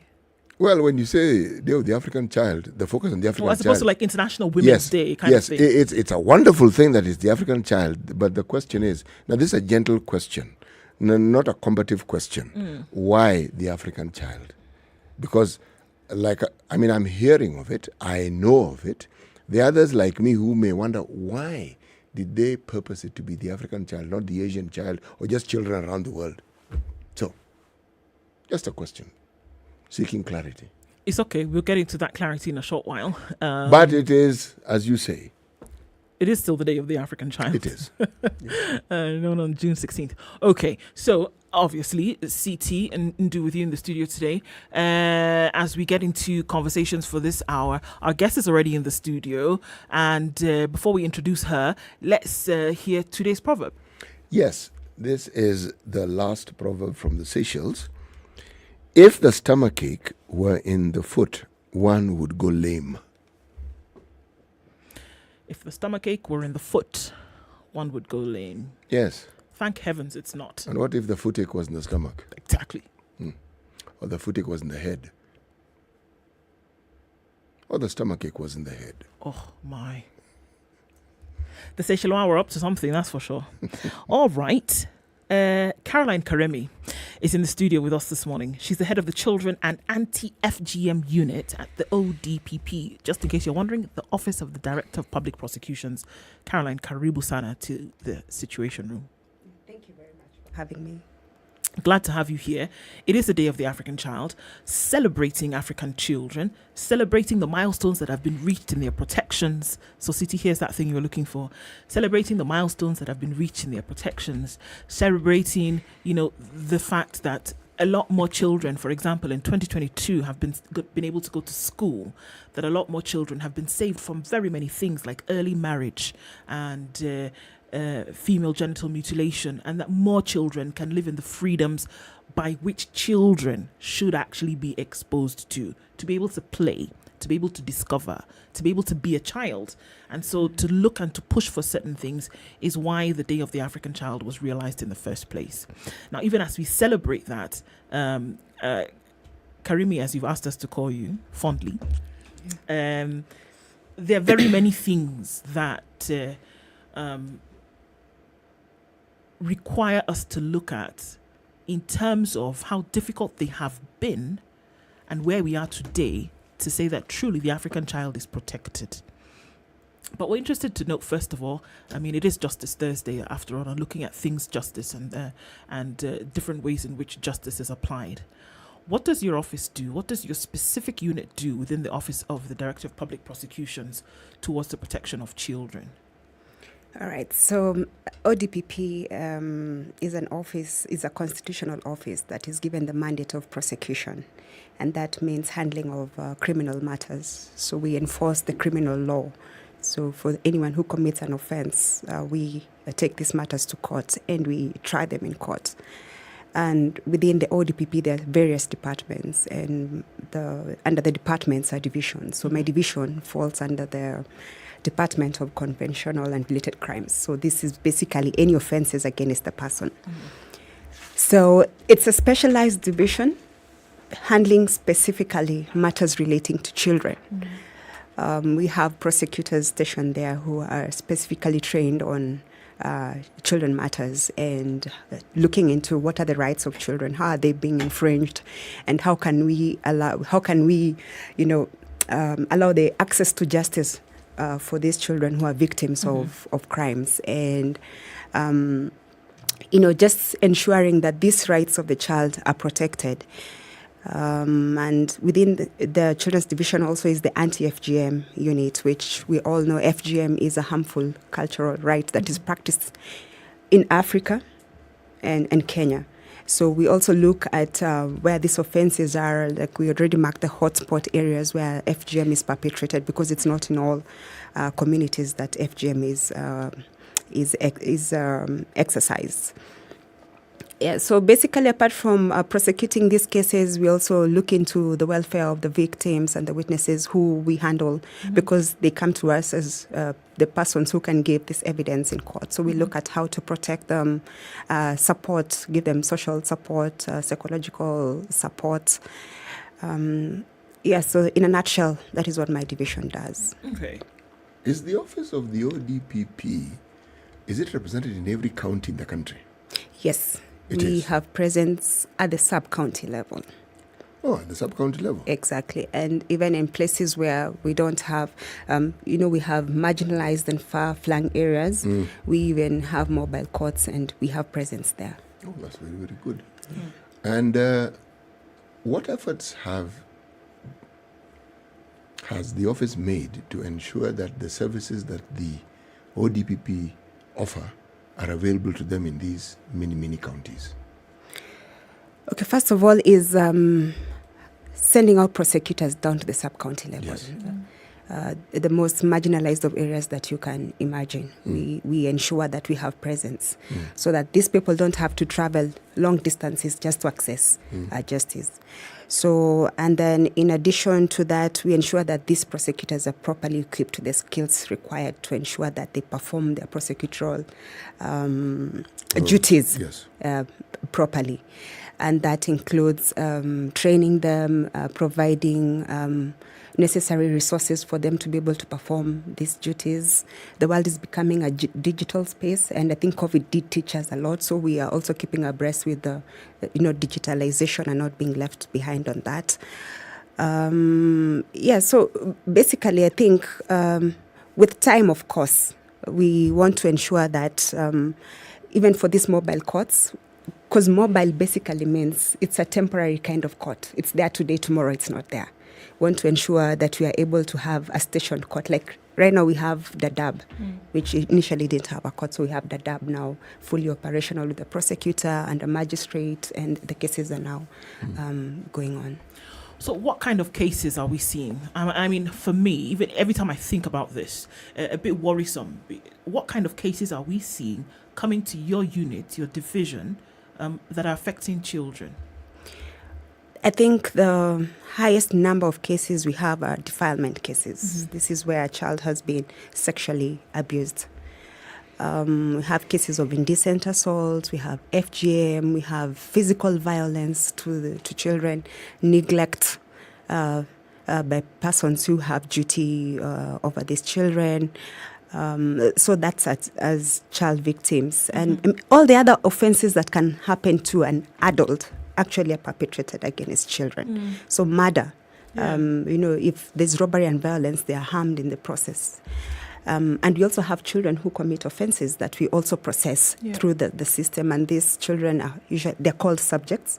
And they also commit the same offenses that adults can commit. We have children who have committed murder, robbery with violence, some even defraud, white paper kind of crimes. Wow. Yes. So one of the issues that we often see with defilement, I'm just looking at that specific one, is that then because of their age, children then will not give testimony in court. Is that true? Is that the case? Or must somebody then speak on their behalf? They actually do come to court and they give their evidence. But they have protections under the Children's Act, which guarantee that any child coming to the court should have their case heard in camera. Camera means you remove the public and you're left with the court officials. That is the magistrate, the prosecutor, the court clerk, and the defense advocate. So basically trying to create a conducive environment for this child. One, protecting their privacy, and then making them able to relax, because in a courtroom full of adults, a child will not relax and they might not give evidence. We have had instances like that. But there are also other mechanisms in the law that can give exceptions to the child having to come into open court. So we can have them testify via video link, so meaning they're in a different room and they're linked to the court. Or they are behind a witness protection box so that they're not really directly facing the accused person. Another issue that we've seen, unfortunately, especially with the defilement of girls, is that family members then, most times, with what we're calling it like an interference of justice, will then make a decision on behalf of this girl because a family member has spoken to them. We've heard from the chiefs, from the Ngaos, often that the family will come in and say, look, can we give something? And it's usually monetary. And then this case kind of disappears. It doesn't take away the fact that this child has been defiled. How do you deal with that? Coming then from a state division and still looking for justice to be served for these children. Right. What you're saying is correct. That happens. And Masla is a very big name. We all know what happens, especially in Northeastern, where the community elders will have a discussion around a case and they agree, and there's compensation that passes between the elders. And the families and the victim is told, now this case has been concluded, out of court, you should not show up in court. And that's a big challenge for us as prosecution, because if you want to ensure that the law is enforced and you are not able to get these victims to come and testify, that means our cases collapse in court.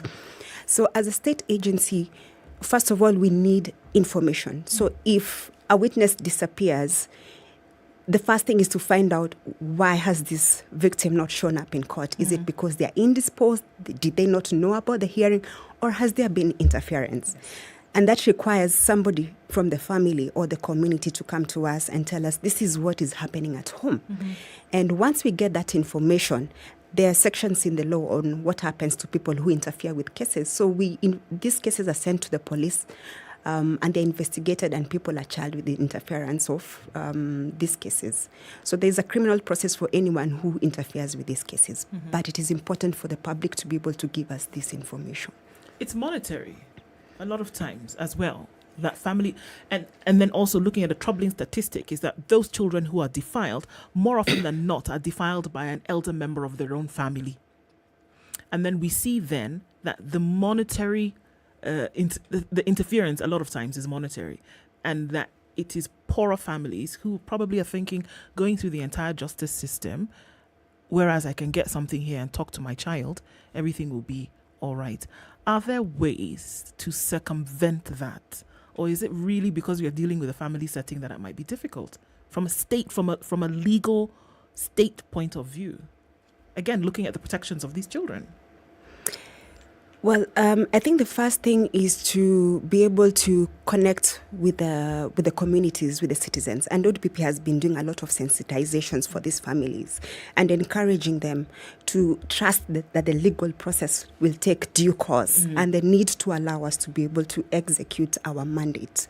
So a lot of awareness and sensitization around if this is what is happening to you at the family level, maybe you're a mother and you're being forced to take this money, or the uncles and the other around you want to take the money so that the case can end, you can go and report this to the police. So apart from telling them the law works, we educate them on how to access this law, and encouraging them to go and report these instances, and also sensitizing them to the plight of the victim.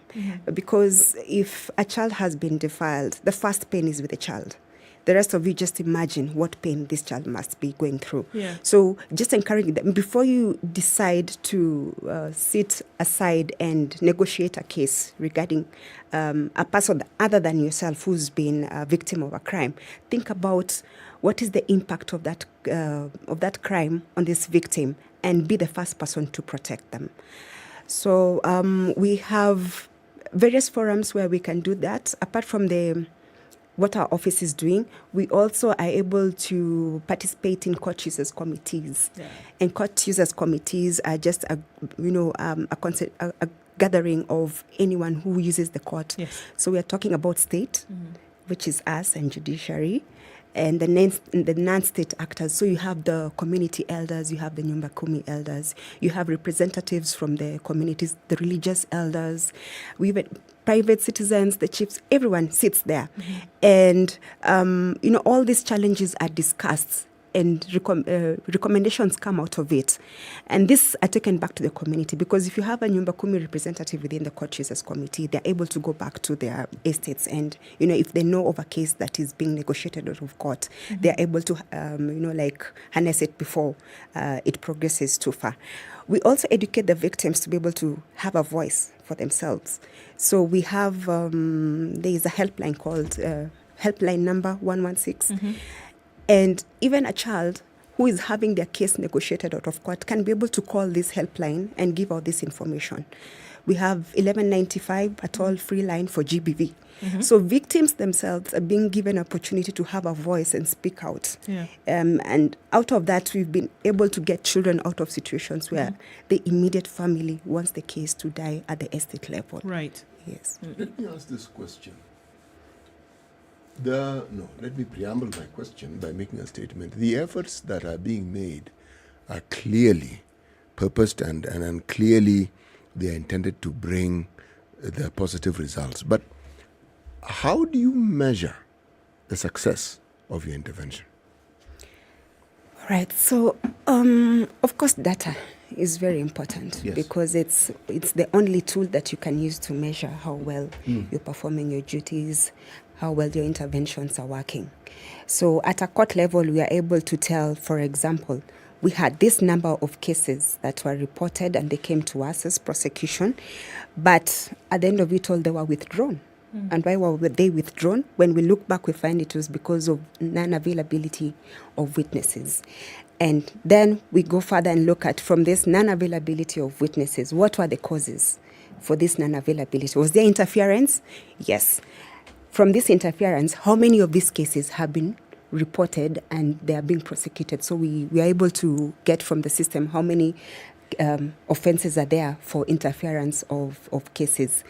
We also have a complaints mechanism within the ODPP, which is open to the public. So the public comes to us and we are able to gauge how many complaints we have received and what nature of complaints are these, and then what interventions have worked from us receiving and responding to these complaints.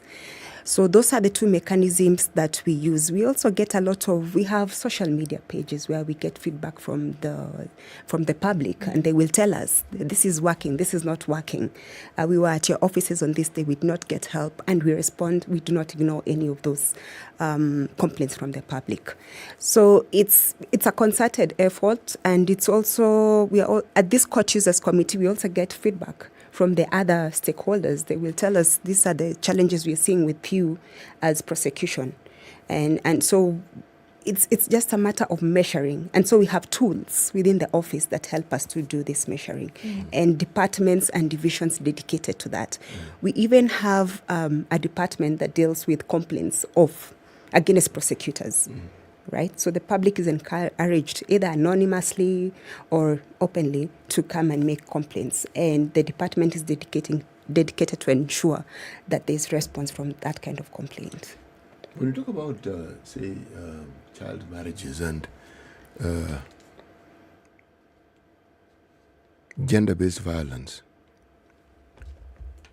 would you say that the communities where you find these practices rampant, would you say that there is a clear indication of a decline in some of these cases? And if there is, there clearly means that whatever messaging and whatever interventions are successful. And if there are cases of resistance, meaning people want to continue their practices, what would you say are some of the key reasons why people want to persist in these practices? And if you're saying persist, who are the agents that are most represented in this resistance movement to these changes? First of all, yes, there has been a decline in these cases. If you look at, let's talk about FGM, because that's where the big problem is. If you look at time before the enactment of the Prohibition Against Female Genital Mutilation Act, that was in 2011, you will find the cases have over the years declined, meaning that the law is working, yes, as opposed to before we had the law.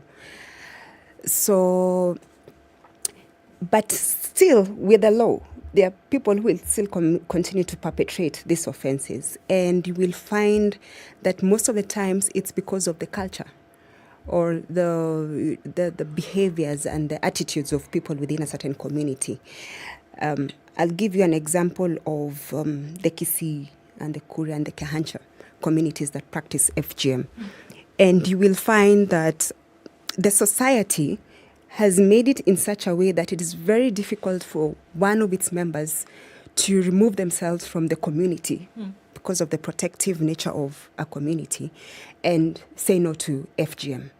And how they make it impossible is, for example, a mother who does not allow their daughter to go through FGM is ostracized and is given a derogatory name. Yes. Egesagane. So you find when this woman goes to the market, nobody wants to sell to her because they're stigmatized. They're stigmatized from it. So the community makes it very difficult for people to walk away from these activities.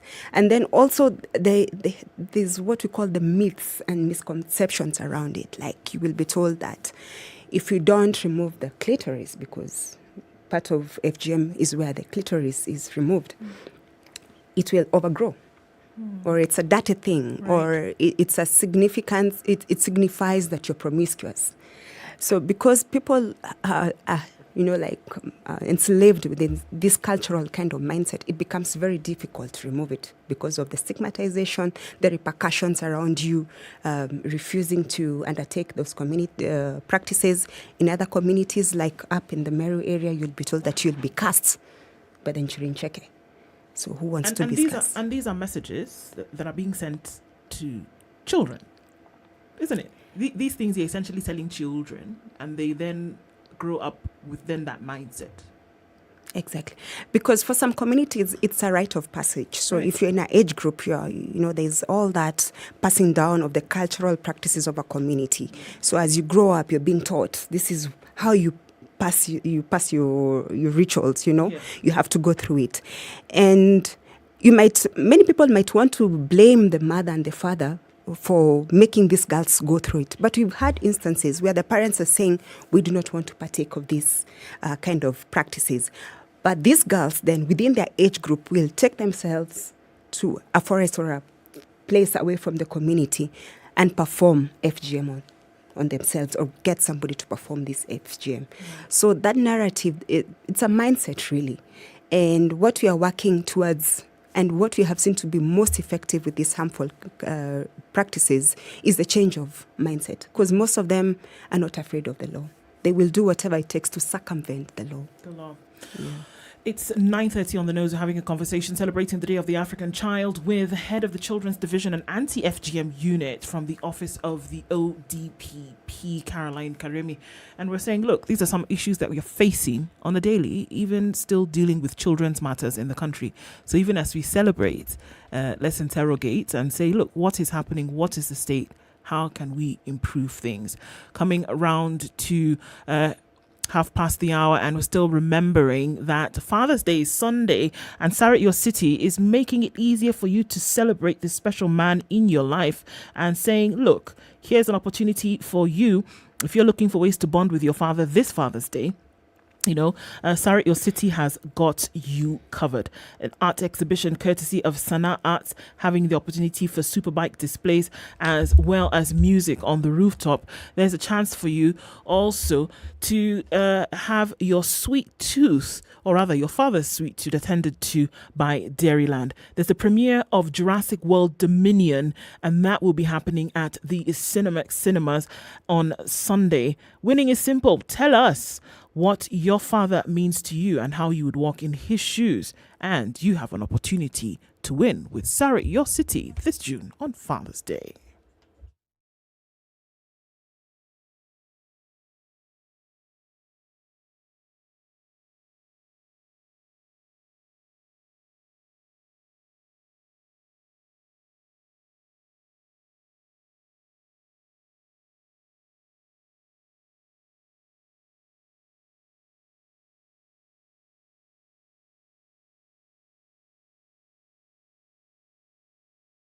The following takes place between 6 a.m. and 10 a.m. Have you seen the... Am I live? Yes, it's a very nice outfit, I must say. Good job. You. Asante sana. The compliment is well received. Good morning and thank you. Evan Wasingishi was asking me, what channel is SpiceFM? 96.7. Tell them that, right? Yes, now they know. Thank you. It's a pleasure to be here. Pleasure to have you. What a beautiful studio, my friend. I've been to other radio stations, but I've never seen anything like this. Thank you, and it's very nice to be in a modern studio. Absolutely brilliant. And I have to say, it's a very cool ambiance here in your... Mostly cloudy conditions continue in Nairobi at 18, highs of 25 and lows of 14, and at 17 and sunny in Nakuru, highs of 25 and lows of 12. Cloudy conditions at 17 in Nyeri, highs of 23 and lows of 13, and it's partly sunny at 17 in Eldoret, highs of 25 and lows of 11. We're looking at 26 and sunny in Mombasa, highs of 30 and lows of 24, while it's raining in Malindi at 26. We'll see highs of 29 and lows of 23. Mostly cloudy conditions at 23 in Kisumu, highs of 28 and lows of 18, while we're looking at mostly cloudy conditions at 24 in Kakamega. We'll see highs of 28 and lows of 14. The sun is out in Kampala, highs of 27, and we'll see highs of 31. In a mostly sunny Dar es Salaam, currently at 25. It's warming up in Johannesburg and it's now at 1 degree. We'll see highs of 13 and lows of 0 today. While it's also raining in Lagos at 24, we'll see highs of 28, 22 and partly sunny conditions in Kinshasa. It'll go to highs of 32. Looking out into Beijing into early evening Thursday, it's 29 and sunny. We'll see highs of 30. And also looking into Paris, it's sunny at 20, highs of 30, highs of 28 in a sunny London at 19. And around things off in New York coming into Thursday, it's 20 degrees. We'll see highs of 23 and lows of 20. 102.5 Spice FM, Kisumu. All right, the tick-tock of the clock tells us that we're out of traffic hour officially, but there's still a little bit here and there in terms of dregs of traffic on different of these Nairobi streets. We're looking at a little bit of it on Huru Highway, getting into the CBD and then out towards Westlands. The CBD is where you see the most of the thump of traffic this morning, as most parts have either, phased off or adjusting a little bit of it here and there. Okay, coming off the Thika Superhighway, you won't find any of it. A little bit at that Pangani underpass Nook. And then on Limuru Road, it looks good as well. Inbound traffic is where you'll have the most problem right now as you get into the city, but not to worry, you should be out of it in no time. Let's talk through the morning on SpiceFM KE on Twitter. Text 40127. Classic soul, R&B, smooth jazz, neo soul, and nostalgic ballads. Make some noise. Yeah. You're listening to Spice FM.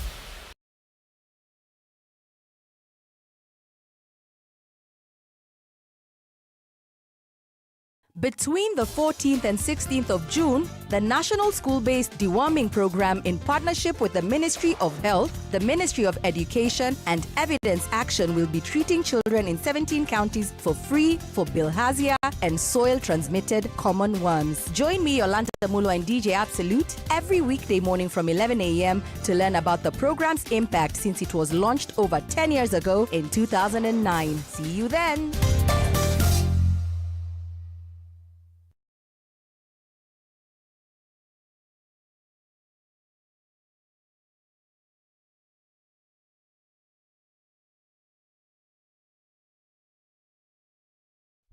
Classic soul, R&B, smooth jazz, neo soul, and nostalgic ballads. Make some noise. Yeah. You're listening to Spice FM.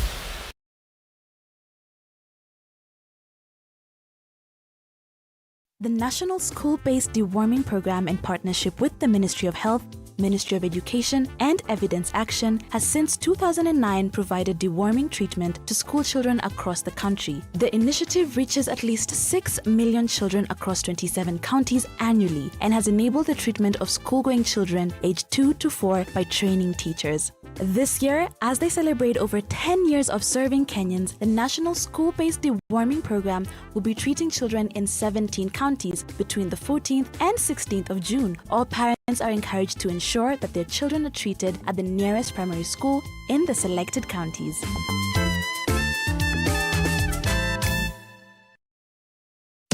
Business news with Spice FM. And Dennis Aseto. The National Treasury is seeking a gradual adjustment in fuel prices so as to eliminate the fuel subsidy, which has been cushioning Kenyans from otherwise high fuel prices amidst increased global oil prices. The Exchequer, in a statement, noted that the subsidies are inefficient and often lead to misallocation of resources and crowding out of public spending, resulting in unintended consequences such as disproportionately benefiting the well-off. The government rolled out the fuel subsidy program in October 2021 and has spent 100 billion shillings to cushion Kenyans, according to Yatani. Kenya's fishing industry is staring at a bleak future due to the adverse impact of climate change on the country's water bodies. The sector, which supports millions of small-scale farmers, is grappling with dwindling catches and rising water levels. Experts are warning that millions of subsistence and artisanal fisheries are the most affected by worsening climate change, even though they account for 40% of global catch annually. Imports of goods must now enter the intellectual property rights details of their goods into a platform that will automatically verify the authenticity before it gets into the country in a new move aimed at tackling the influx of illicit goods into the country. Anti-Counterfeit Authority has launched an intellectual property rights coordination platform that will allow manufacturers to enter data of intellectual property of particular goods, detailing its characteristics including high-resolution pictures of the good. The platform, which has been live for several months already, has 50 manufacturers who have registered on the platform. And Kenya's tea production in the first 3 months to March dropped hurt by adverse weather conditions. The agency noted that the adverse weather conditions that include depressed and irregular rains, as well as lengthy sunny and dry conditions in many growing areas, cut productions by more than 5 million kilograms in the first quarter of this year. The directorate warned that Kenyans mature, intelligent talk every morning. Spice up yourself. At 21 minutes to 10 o'clock, the conversation continues on this day where we celebrate the Day of the African Child on Kenya's Biggest Conversation, and indeed around the world. We are joined by Caroline Karemi this morning, and we're looking at issues concerning, justice, how it is served to children, and the conversations that are important to have in a situation whereby the voices of children have been lost. So even if we're saying celebrate the African child, the question remains, how then do we bring back the voices of children, especially when it comes to the determination of justice? And some of the questions coming through this morning, it's clear that the efforts are being made. But then the question still remains that what more must be done?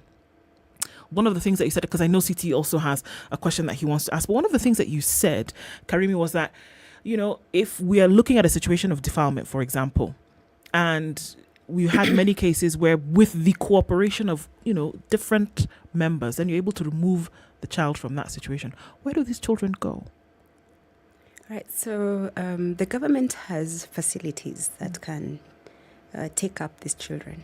There are rescue centers that are built to house these children who find themselves in the system by virtue of being a victim of an offense or by other issues that bring them into the system. For example, a child who's being neglected.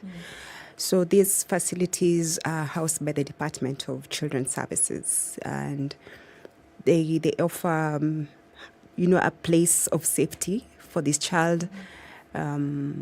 Services, social support services are offered. We have children officers stationed there, counselors who are able to work with the child to address the mental health issues, because mental health is really a big factor that's currently really being spoken about.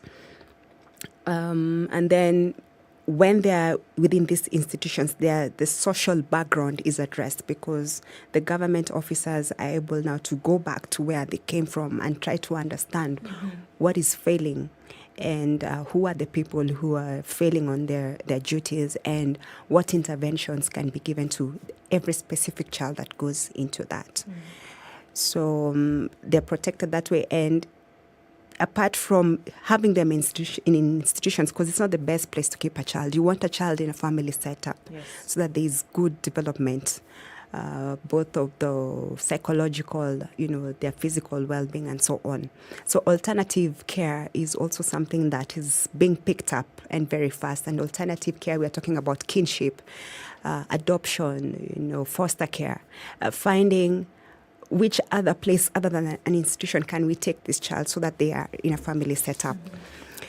So you're talking about relatives, finding who are their relatives. So that's kinship. Take them to a relative, an auntie, an uncle, a grandma.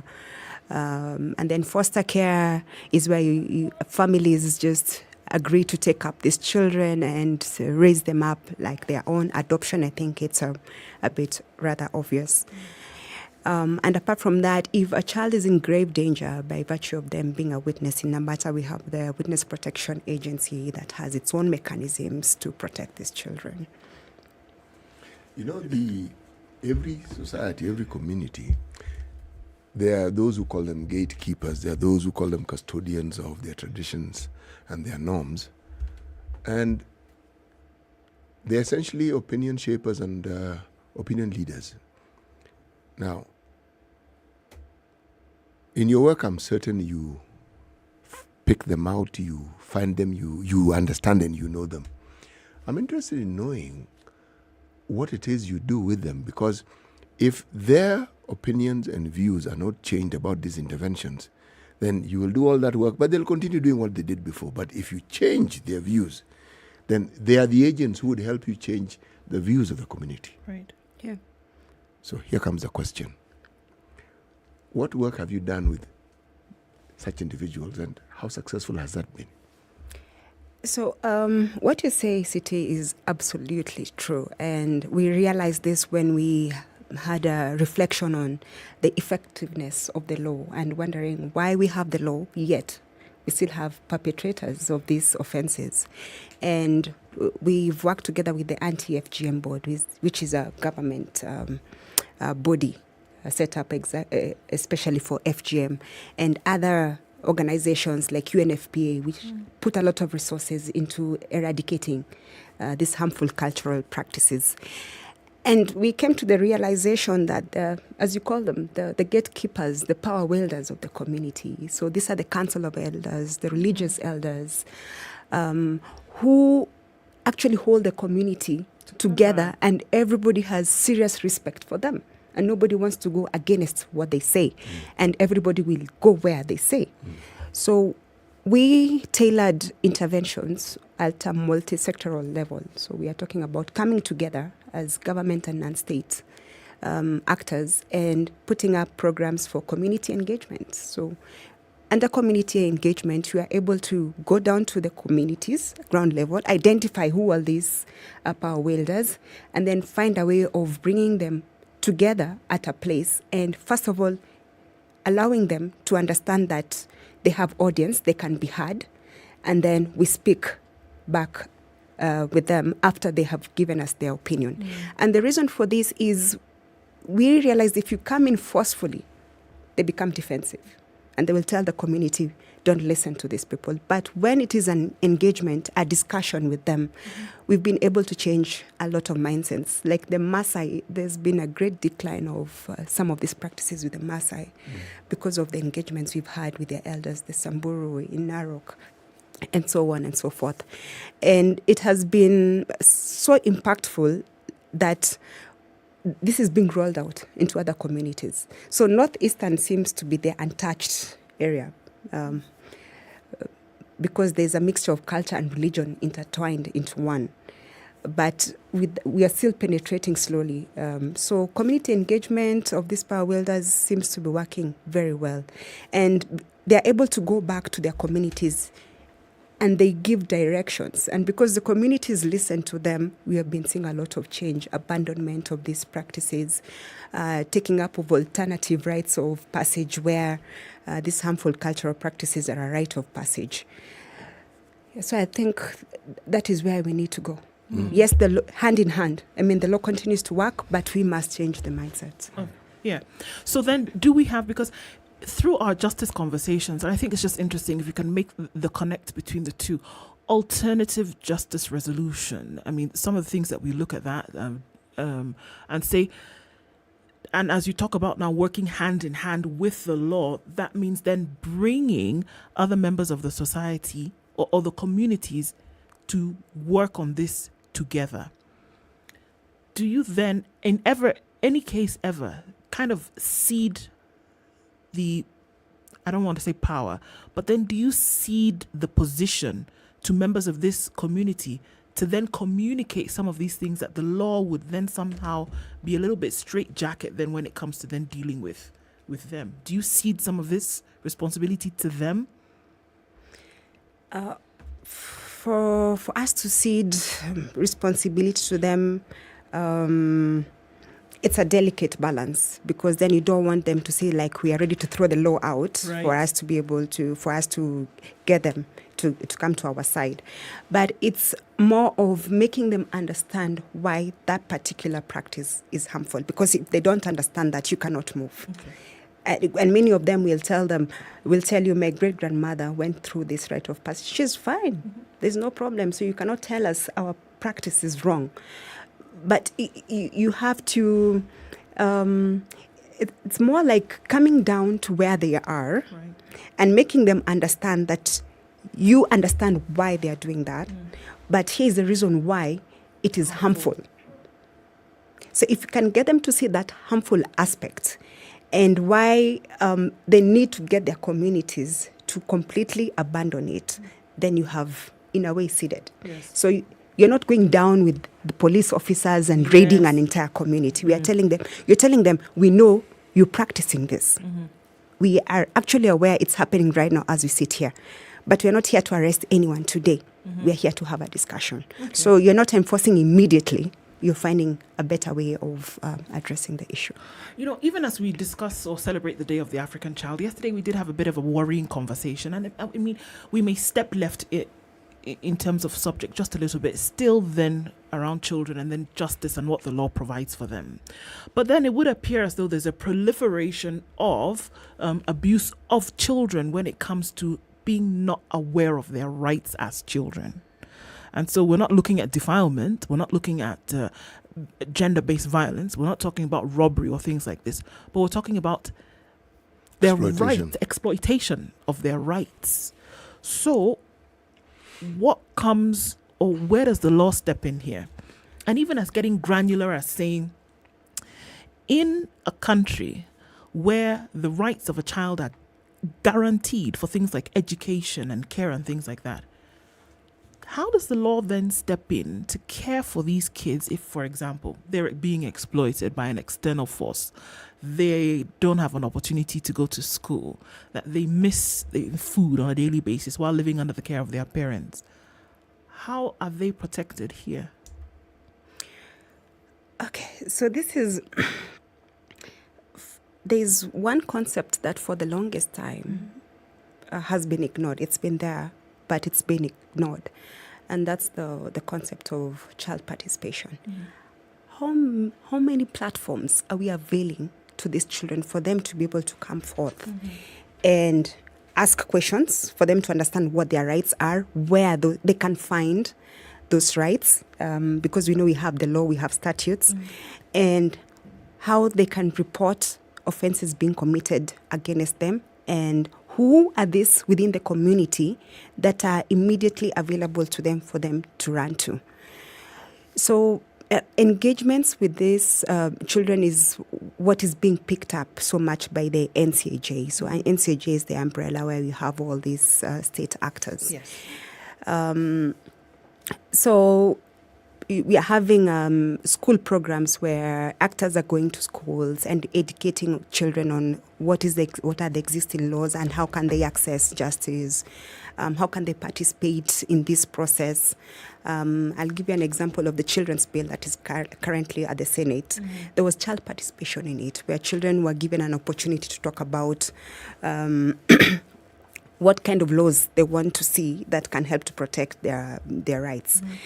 So offering platforms and understanding this, these children have a voice and they have a say and they have an opinion, and being brave enough to allow that kind of platform to thrive is what is the clarion call being given out to all the state actors. Because if you don't empower these children by telling them what are their rights and the various ways in which these rights are infringed, you'd be surprised about children who've been defiled. They did not know it was defilement. And they actually, in some warped understanding, thought that it was all right. Yes. They thought it was okay. Maybe because it was done to them by their father or their uncle or somebody who they perceive to love them and who takes care of them. And it takes for us, the stakeholders, to now go down and tell them, this is what defilement is, this is how it presents itself. And when it happens to you, this is exactly what you do. This is where you go to report. This is the persons who can help you to rescue you out of that situation and get you the necessary support and justice for yourself. So we must allow these children to be part of the engagement. We can no longer speak government to government or government to the actors. We have to bring them into the arena. And especially because we have an emerging area of law, online child sexual exploitation, where there's a lot going on in the internet. We are giving our children phones, and there's a lot of grooming and sextortion and child pornography happening on these phones, but they don't understand what is happening. If we don't empower them, then we'll never get to know when these offenses are committed. You know, the Day of the African Child, the history behind it is an interesting one. 1976, Soweto, South Africa. South Africa hadn't gotten their independence yet. And 10,000 children protest, go on a march. The reports indicate that it was something like half a mile long of people. Okay. And what they were protesting was not just the poor quality of the education they were receiving, but they even demanded, now look, we need to be taught in our own language. Now, and I look at our country and I look at the deplorable state of some of the schools we have, or a total absence of considering the nature and the way in which some people live, especially the nomadic communities or pastoralists, and providing a quality education. And the quality education comes to mind when you consider that at the end of 8 years, you're examined. At the end of, that's changing now, at the end of 4 years, you're examined. Same examination. Yet conditions for these children are not the same.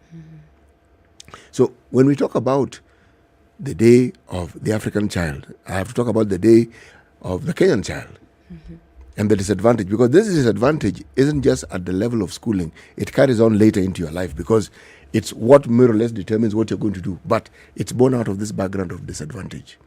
Now, as the ODPP, do you deal with many cases where such matters are brought before you? Because in my mind, it's an infringement of the right of a child if they can't get the education that they deserve, that they ought. Do you ever get such cases coming to you? We do, but they're few. They're not many. And the ones that come to us are the ones where there is neglect by the parent to take this child to school. So we are basically saying that with free education, we expect every parent to take their child to school, but we know there are certain fees around that free education some are not able to afford. Yes. But there's a clear-cut case of neglect where the parent is able and capable of taking this child, but they don't. So the Children's Act has sections within it that provide an offense if you infringe any of the rights of the child, including the right to education. So yes, we do prosecute those cases. But also it requires us to work with our stakeholders like the Ministry of Education. So once you have charged the parent with failing to take this child to school, what next?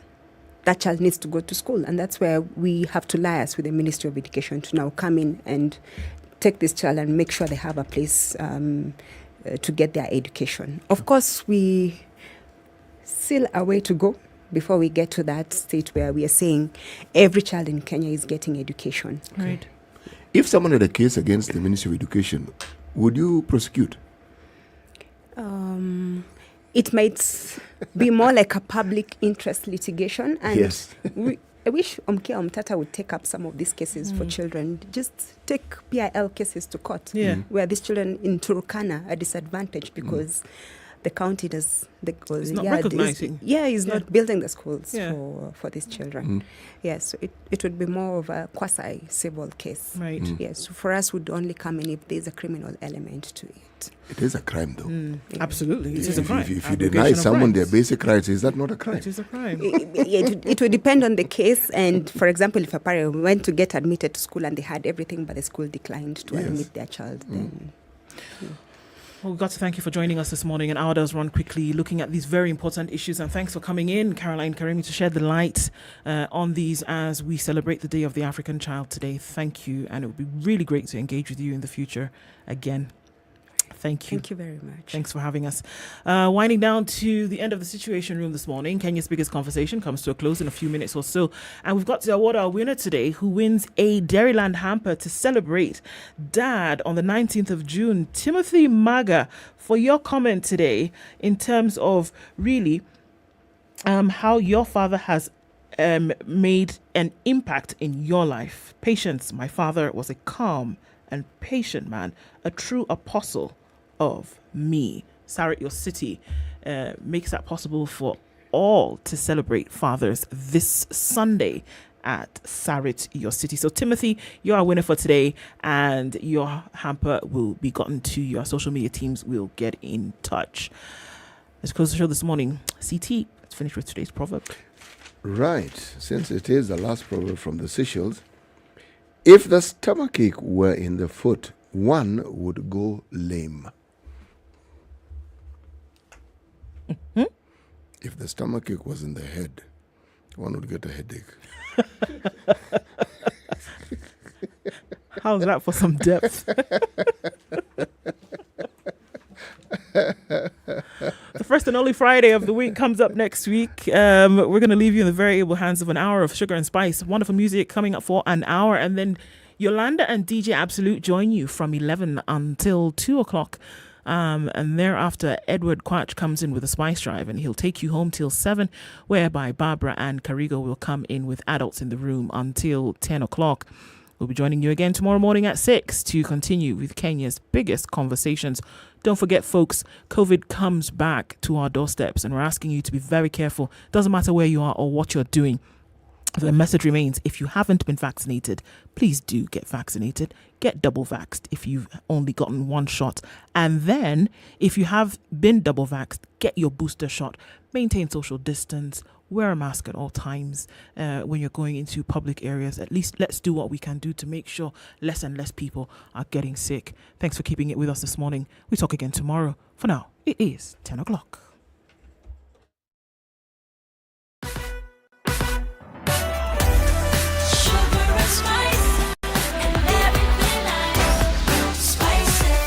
Spice up your life.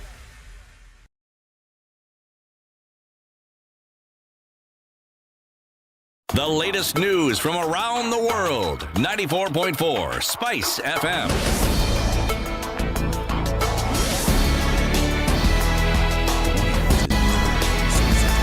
President Uhuru Kenyatta has called for the cessation of hostilities between the armed groups in the eastern DRC to facilitate its participation in the country's political process. In a statement, President Kenyatta, who is also the chairperson of the East African Community, said the ongoing hostilities in particular threaten to undermine the ongoing political process aimed at addressing the security situation in the region. While declaring Ituri, North Kivu and South Kivu provinces as a weapons-free zone, President Kenyatta said that individuals or groups carrying weapons outside the official and legally deployed and mandated forces in the country will be disarmed. He further called for the activation of the East African Regional Force under the auspices of the East African Community. The Regional Force is a component of the military security enforcement track provided for in the communique adopted on 21st of April 2022. The President directed regional commanders of the respective defense forces within EAC to finalize preparations to undertake the deployment of the regional force. Meanwhile, Kenya and Zambia signed 6 MOUs geared towards scaling up bilateral cooperation. President Uhuru Kenyatta and his Zambian counterpart Hakainde Hichilema said the bilateral instruments of cooperation was signed after they held a one-on-one meeting and later led the delegations in bilateral talks. The two leaders agreed that the signing